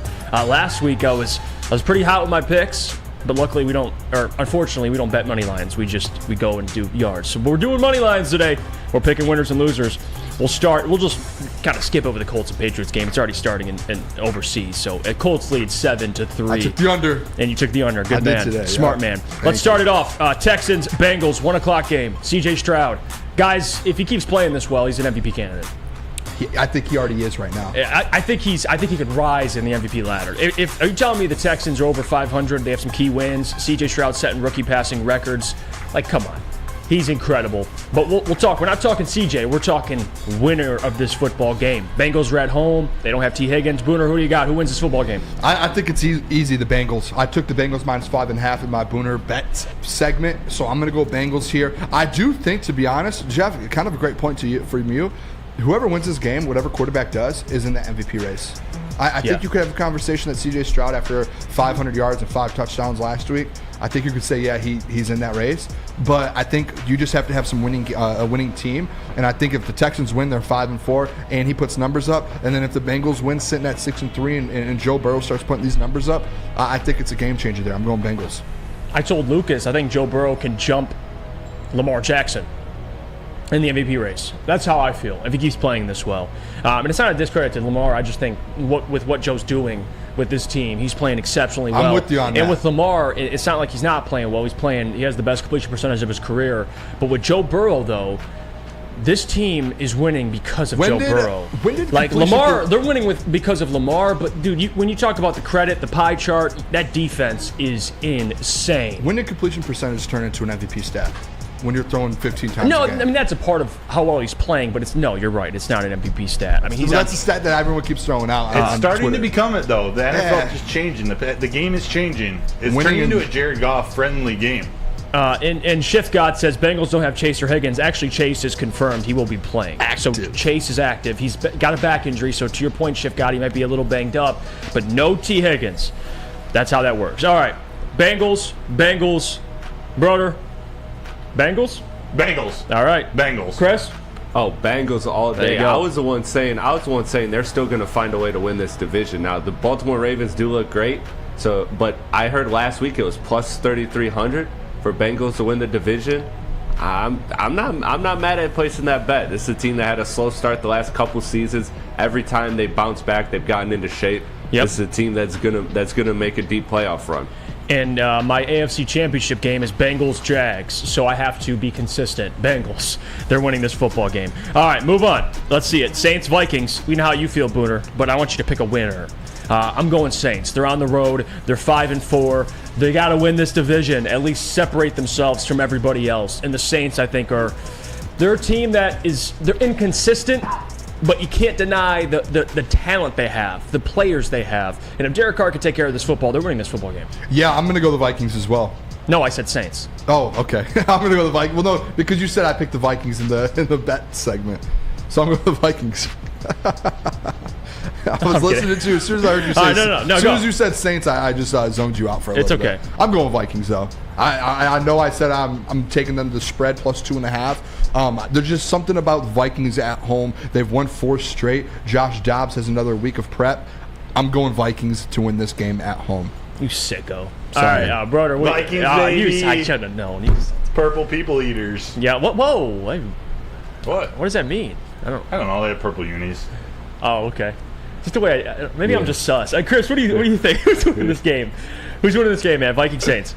Yeah, I'm going with the Saints, man. I know that you're going to argue this guy has 6 times as much time to prep before the last game in Josh Dobbs, but you know what? I'm still going with the Saints. I think they're the better team. I think Minnesota's been a hard team to judge. It's when they've looked good, but then it's been up and down. It just feels like ultimately it's just not their season. Yep. And things aren't going to go their way. And shockingly, a team that wins 11 close games last year is not going to win 11 close games this year. So the Saints should win, by the way. But you're going a little upset alert there. Yeah. Okay, that's fair. And they're at home, and they're the underdog, so that's fair. All right, moving on. Packers, Steelers. Guys, I'm going to go with Booner here. I think Pittsburgh wins, and not only do I think that, I think they cover. Yeah. Jordan Love stinks, and we found that out. The 7-to-1 touchdown interception ratio when the Lions faced him, the uncertainty. We didn't know much about Jordan Love. We know he stinks. Yeah, we came to a conclusion. Yeah, he's bad. And I was someone that we was formed a hypothesis. We did the whole scientific method. Now he stinks. Yeah, that's we how came to the conclusion. Yep. And I think the Packers, they were like, you have a couple more games to figure this out, or we're going to start moving on. I think this is a game where they lose. Kenny Pickett, I didn't know this. Kenny Pickett, I think, I could be wrong. I'm pretty sure he might be the best fourth quarter quarterback in the NFL. Hold on. And by the way, they both stink. Kenny Pickett stinks, Jeff, and Jordan Love stinks. But I trust Mike Tomlin in that defense. It's a statistical fact. Kenny Pickett has been the most efficient and best quarterback in the NFL. Yeah, you could take you could take those stats and just shove them right up your ass. You're a Kenny Pickett hater. Sam Flannel's a Kenny Pickett hater. You guys, when you hate something, you put blinders on and you just you say, I'm not looking at anything. No, look at his fourth quarter stats. He has been the best quarterback in the NFL in the fourth quarter the last 12 weeks. From last year, they've won a ton of games. What, with 2 touchdown passes? Statistically, he's been the best fourth quarter quarterback. I'll get some stats for you. I'll bring them back to you. I'm just saying, when you guys just go, some guy stinks, maybe you should look at all the stats and maybe look at some fourth quarter stats. And go look at some wins. My eyeballs don't lie. And maybe go look at some wins. You watch Kenny Pickett, and you could say it's Matt Canada all you want. Flannel does go, it's both their faults. He uses the thing where, quarter wins is in the quarterback stats. It's like, okay, you can put as many stats up as you want. If you're not winning games, I don't want you as my quarterback. Because guess what? What would you do if Jared Goff wasn't winning game but putting numbers up? Dude, what would you do? Who has a better resume? I'm just asking. If you're winning games, you're leading. I'm just throwing it out there. They're winning with Kenny Pickett. Yeah, they stinking. Yeah. No. Come on, Jeff. He hasn't been good. Why don't you throw a little bit of respect on someone's name? He hasn't been good. And he hasn't been great. I was pro Pickett before the season. He was. And I was pro Pickett and pro Garoppolo, and I'm anti both of them now. Can you imagine if Josh Dobbs was still on the Steelers? I think that would have been a great fit. That's where he started his career. Pickett's losing me. He's losing me. His small hands. Fine. I don't know, man. And listen, Pickett was great at Pitt, but still, from what I've seen, you could bring up the fourth quarter stats, bring up the fourth quarter defense. What's the Steelers doing in the fourth quarter, huh? Shutting opponents out. He's got to score 3 points. What's the context, Booner? That's my question. Your defensive player of the year, too, is T.J. Watt. Mine, too. Yeah. Maybe I'm a little biased there. I don't know. Hey, do you want to know something crazy? Broder, we did a top 3 defensive player of the year rankings. Guess who wasn't in his top 3? T.J. Watt. One of the most wild moves of all time. Who do you have? It's not wild if he's my number 4. I had Mike. What was the order? It was Myles Garrett, number 1, okay. Micah Parsons, number 2, and Max Crosby, number 3. Yeah, thank you. It's not outrageous. It's not even out of pocket there. I get T.J. Watt could be in the top. He could be number 1. That's a good for 3. sure. That's a good. I could see all 3 of those guys being in the race. Or Kenny 4 of those Pickett's guys. Fourth quarter QB rating, 102.8. That's pretty good. Who wants to be? You do phone a friend? Did you phone Sammy Flannel? You phone Sam Flannel for the stats. All right, let's move on here. Enough of Kenny Pickett. Man, that's going to be a garbage go. That game will probably be 16-13. I bet it's going to be some garbage game. I can't believe you didn't have Max Crosby in your top 3. He was my number 2. He was my number 2. That's a liar right there. Micah Parsons. Micah should not be in conversations. Booner, we'll take your love sesh for Kenny Pickett. We'll move on to Will Levis. How about that? We'll bring in Will Levis. No, don't do that. We're not doing a Kenny Pickett breakdown on the show. There's no way. No, I'll just bring stats for the next we're not doing this. All right. Will Levis, Buccaneers, Baker Mayfield. You already know where I'm going. I think Baker might cook up some mayo-filled coffee. I don't know. He might do something. He might do something. And they're at home. Your boy Will Levis, you shaking in your boots, Booner. What do you think? Talk to him. Right I've been telling you guys about Will Levis. Tampa's minus 2.5. I've been telling you guys about Will Levis for over a year. Since he's been at Kentucky, I've been on Will Levis. Will Levis will win this football game. He got screwed last week in play calling when they had the ball with 3 minutes left and they ran 3 straight run plays, and then they gave him a 4th and long on a pass play and didn't put him in the right position to win the game. I'm going Will Levis and the Titans to win today. Lock it in. Interesting. And by the way, they are 0-4 on the road this year, the Titans, and they're on the road to the Tampa Bay Buccaneers. Bucs, man, they scored a ton of points last week against the Houston Texans there, C.J. Stroud, and I do think this Buccaneers defense will play better. And I'm going to go with the Buccaneers here. But I think it's close. I think your boy Will Levis keeps it close. It's been a fun story. I don't think he plays bad or craps the bed.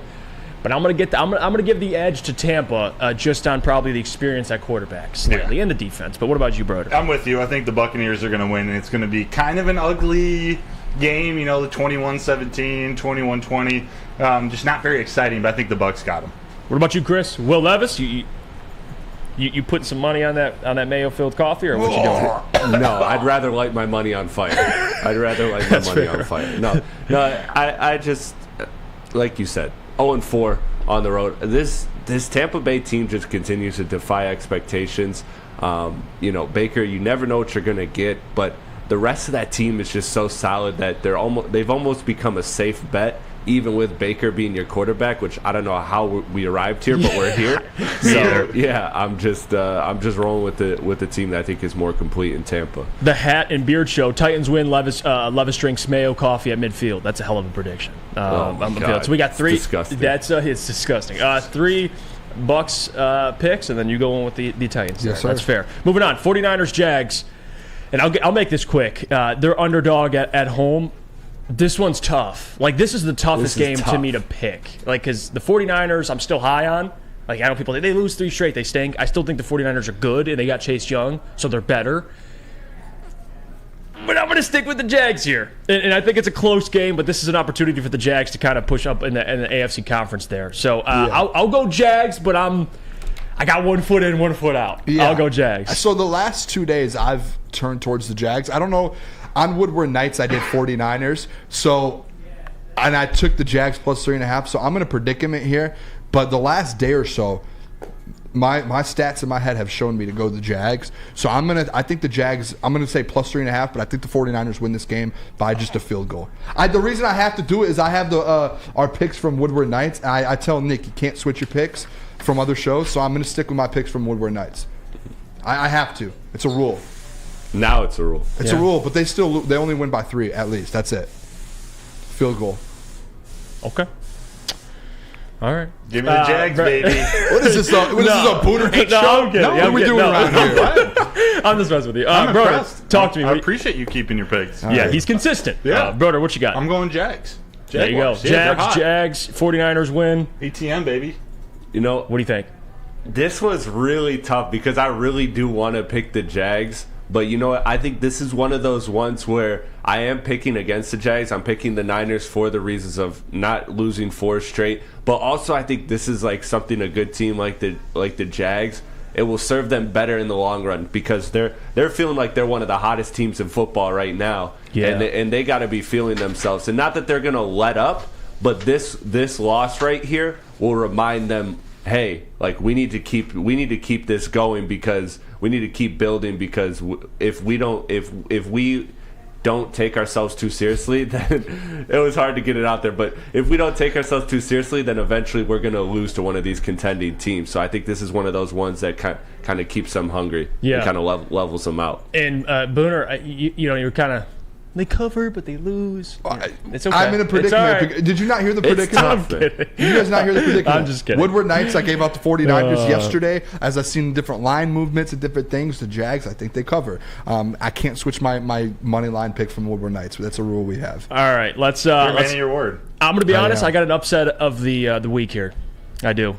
Browns Ravens. Give me the Browns. I'm going to pick the Browns here. They're on the road. I get all that. Baltimore though. They whooped the Seattle Seahawks. They have. And they whooped the Detroit Lions. And they're a good football team. But there's going to be games this year. I mean, you watch the Ravens against the Cardinals, and they kind of just slept walk through that game.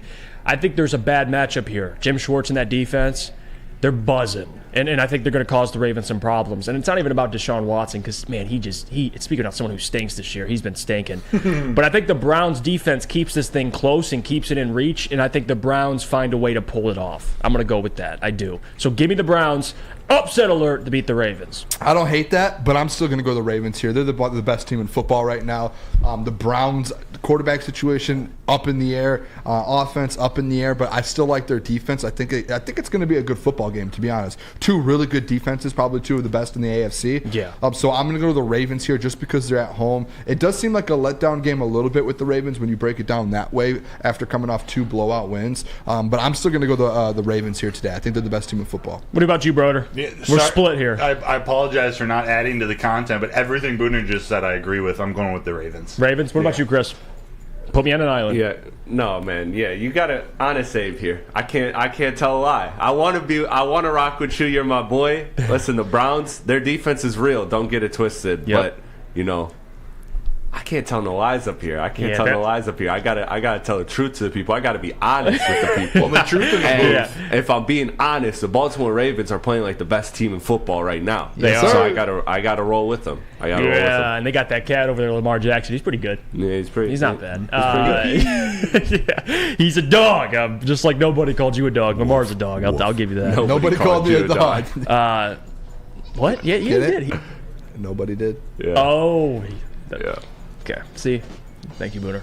All right, let's move on here. I'll go Browns on the upset. I'll be on an island there. Falcons Cardinals. Man, that's a garbage game. Can we just skip it? I don't even care who wins. Can we do like a quick Falcons? I guess. Falcons. Okay. Actually, you know what? Kyler Murray's back. Give me the Cardinals. Kyler Murray. I just traded for Kyler Murray with Maz. Kyler Murray's back. You know what? Give me the Cardinals. That league doesn't matter. I'll do the same thing. I'll take Cardinals. First game back. And Arthur Smith's a bozo, so give me the Cardinals. Bozo. Yeah, he shaved his mustache too, right? Did he? That's a questionable move, but now that's, you know what, Cardinals, like extra, hammering the Cardinals. Did the line I picked change? Falcons on that sheet, right? Actually, you picked Cardinals. I picked the Falcons, so I'm gonna have to go Falcons. Actually, I didn't look at the Cards, sheet. baby. I didn't even think we put that game on the prep for. I'm surprised. So. All right, Cards, baby. Let's go. All right, let's go. Falcons, baby. Let's go. I think that Arthur Smith mustache shave, Chris. It matters. No, listen, I think it matters. Give me the Cardinals. Man.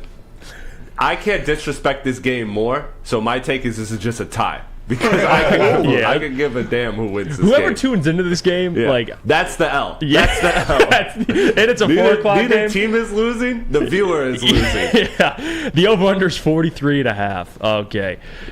Wait, actually, Matthew P. just reminded me. Call of Duty came out yesterday, the newest one. Oh, man. I don't know if that was a good move to trade for Kyler Murray in your fantasy squad. Now, that could shift the line. See, we got Arthur Smith's mustache, and then we have Kyler Murray Call of Duty. And that's a real, I believe in that 100%. Chris might be onto something with a tie. I think with the Arthur Smith mustache, with the Call of Duty. Telling no lies up here. Telling no lies. I got to speak the truth. I got to be honest. All right, let's move on here. Giants, Cowboys. Cowboys are covered. I mean, they're minus 17.5. They got Tommy DeVito, not Danny DeVito, Tommy DeVito starting at quarterback. This game could get ugly very quickly. Only a little bit taller. Yeah, only a little bit taller than Danny DeVito. 17.5 points. They might be better off with Danny DeVito. Because at least they'd have comical relief. You know what I mean? Yeah. Like Tommy DeVito's he stinks. The Giants are quietly fighting for that number 1 seed. Stop. They are. They're 2-7. They're quietly like, hey, maybe. Number 1 seed. Yeah, maybe they can get number one pick. I'm sorry. I thought you were kidding. Oh, okay, yes, number 1 pick. The number 1 pick, and they're like prediction? Caleb Williams right there. Prediction? They're getting Caleb this year. Only team he'll accept going to. No one's talked about Caleb Williams going to New York. One of the biggest markets in the league.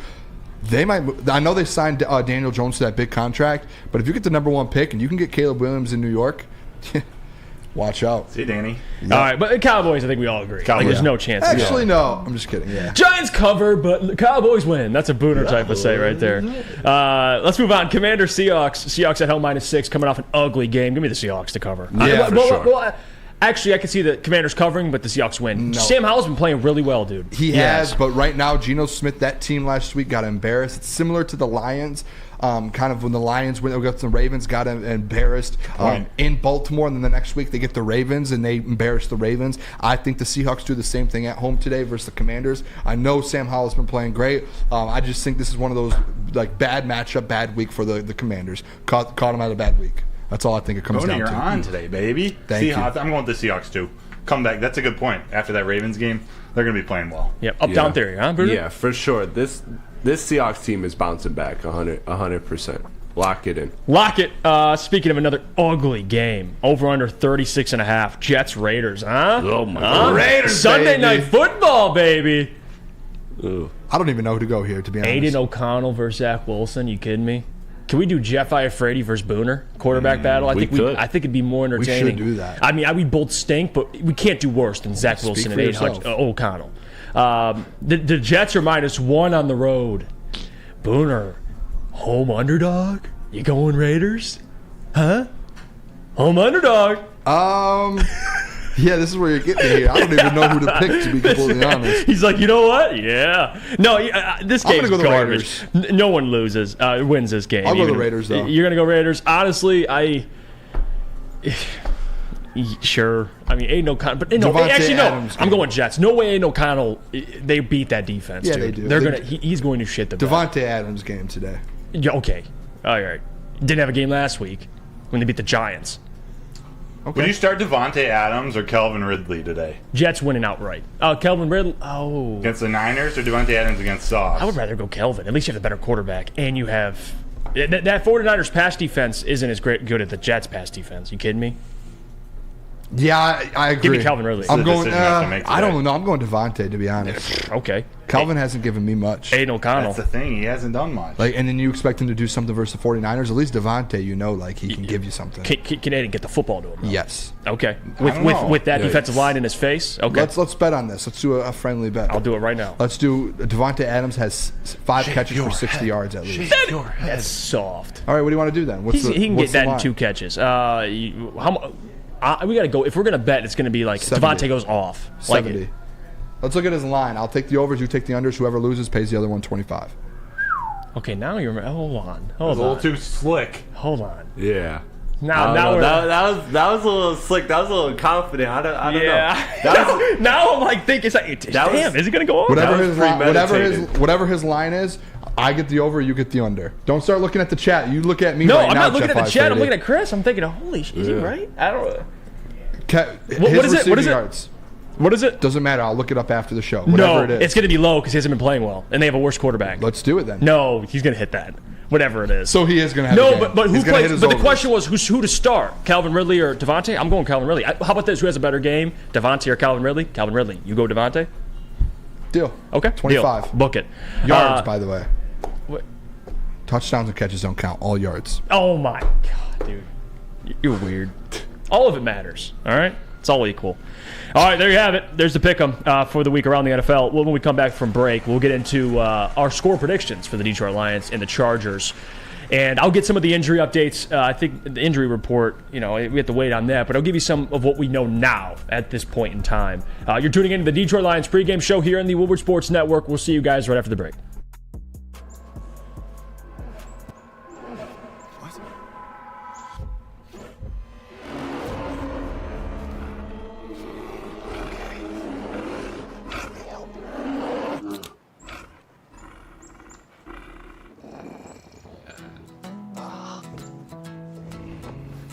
Oh, yeah.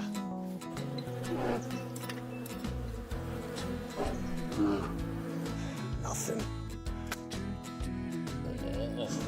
G-G-G-G-A.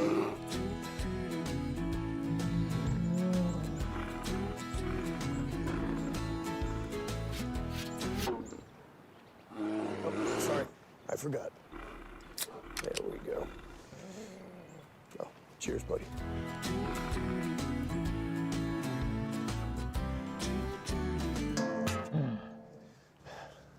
I think we need to get you a pick. Come hang with the Woodward Sports Crew all throughout football season on Saturdays and Sundays to join our college football and Detroit Lions live watch parties. Inside the 5, caught, end zone, touchdown, Detroit Lions! With money on the line, featuring different special guests and surprises. Start times will vary depending on the game. Only on our Woodward Sports YouTube channel.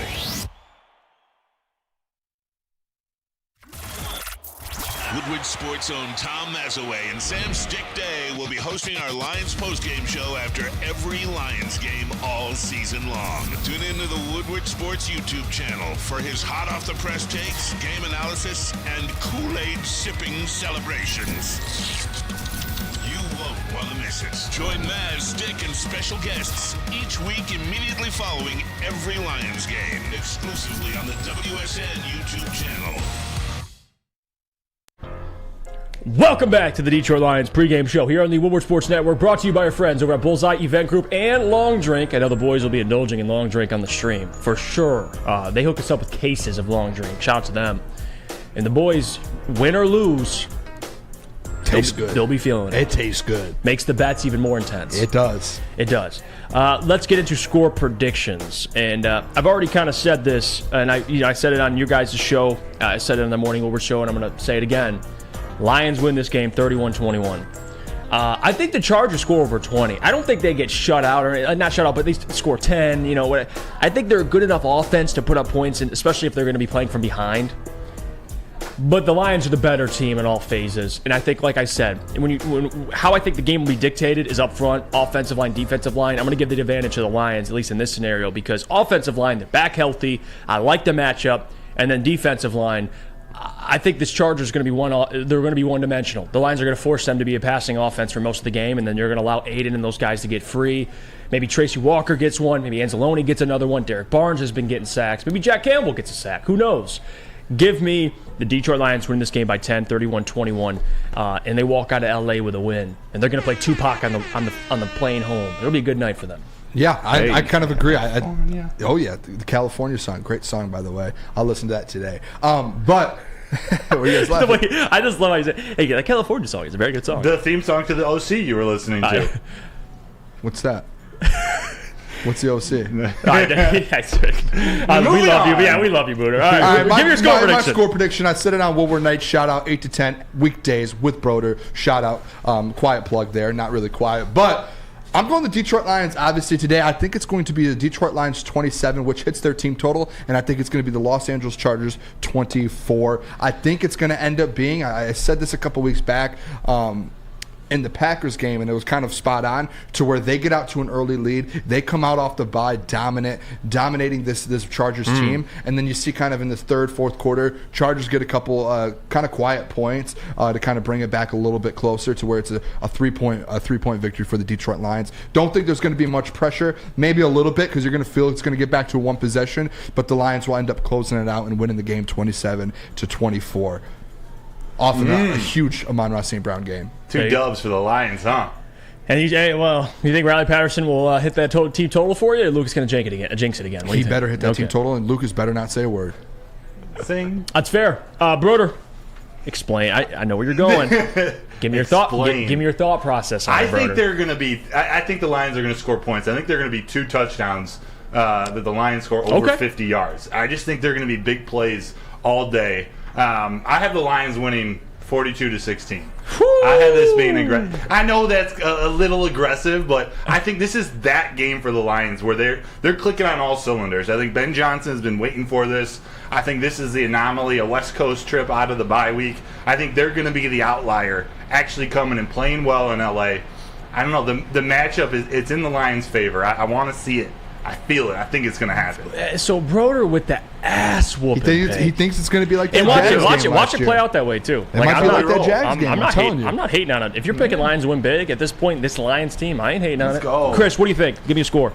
For me, I got Lions 28-20. I think that it's going to be a game where kind of opposite of Booner, like in terms of the flow of it, where it's going to be close. I think in the first half, and then. Well, what's going to happen next is Booner making faces at me. But he's winking at you. Yeah, he's winking at me. So I got to give him a little face back. Yeah, he sees it. He sees it coming in nice and clean. He sees it coming in nice and clean. I don't blame you, player. Shoot your shot. And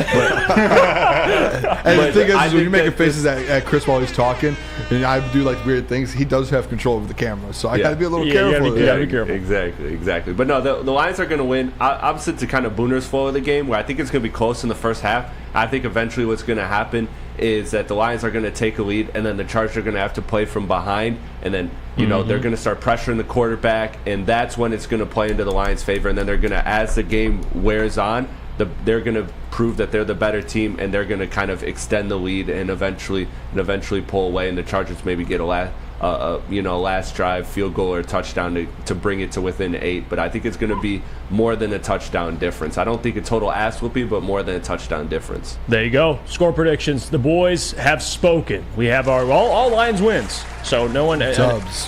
So I think the only one at the network that went against him is Neil. He thinks the Chargers are going to win this one. He put that as their get right. Yeah, but I think Neil overall, I mean, he still has faith. He did as a get right? I'm always on Neil's get rights every time. This is the one where I'm like, that's crazy. That's tough. So we'll see how it trends. But first, I want to say thank you to everybody for tuning into the Detroit Lions pregame show. Man, I have a ton of fun. The boys, thank you guys again, Broder for helping us out again, holding it down in the audio booth, and Chris Platte, man, for showing up on his Sunday and helping us out as well. Booner, my guy, I appreciate you. Don't forget, as always, Woodward nights, 8 p.m. to 10 p.m. weekdays. You can check Broder and Booner out, and then of course Chris Platte will be holding it down in the heavyweights on the weekdays as well. Yes, you can catch everybody social media. At Real Chris Platte on Twitter, and then we got Matt Bro 21 for Broder on Twitter, and then we got Booner Sports on Twitter, and then you can follow me on Twitter or X, whatever it's called. Stupid man, stupid ass X. Jeff Iafrate on X as well. Thank you guys. Don't forget, hit the like button before you leave, and tune into the live stream. Yep. All the guys will be here 4 o'clock. It'll be a great time. Booner will be live reacting to his bets. And I will have more bets as well. And then after that, you'll get the post-game show, as always. Until Monday, I'll be here, Morning Woodward Show. And same with these guys back on the normal programming. Thank you guys for tuning in. We'll see you guys next week. Go Lions! Woodward Sports own Jeff Iafrate, along with special WSN guests for the most anticipated Lions season in decades. Filled with different surprises and expert analysis. You're not going to want to miss out. Go to our Woodward Sports YouTube channel on Sundays and tune in live from 9:30 to 11:30 a.m.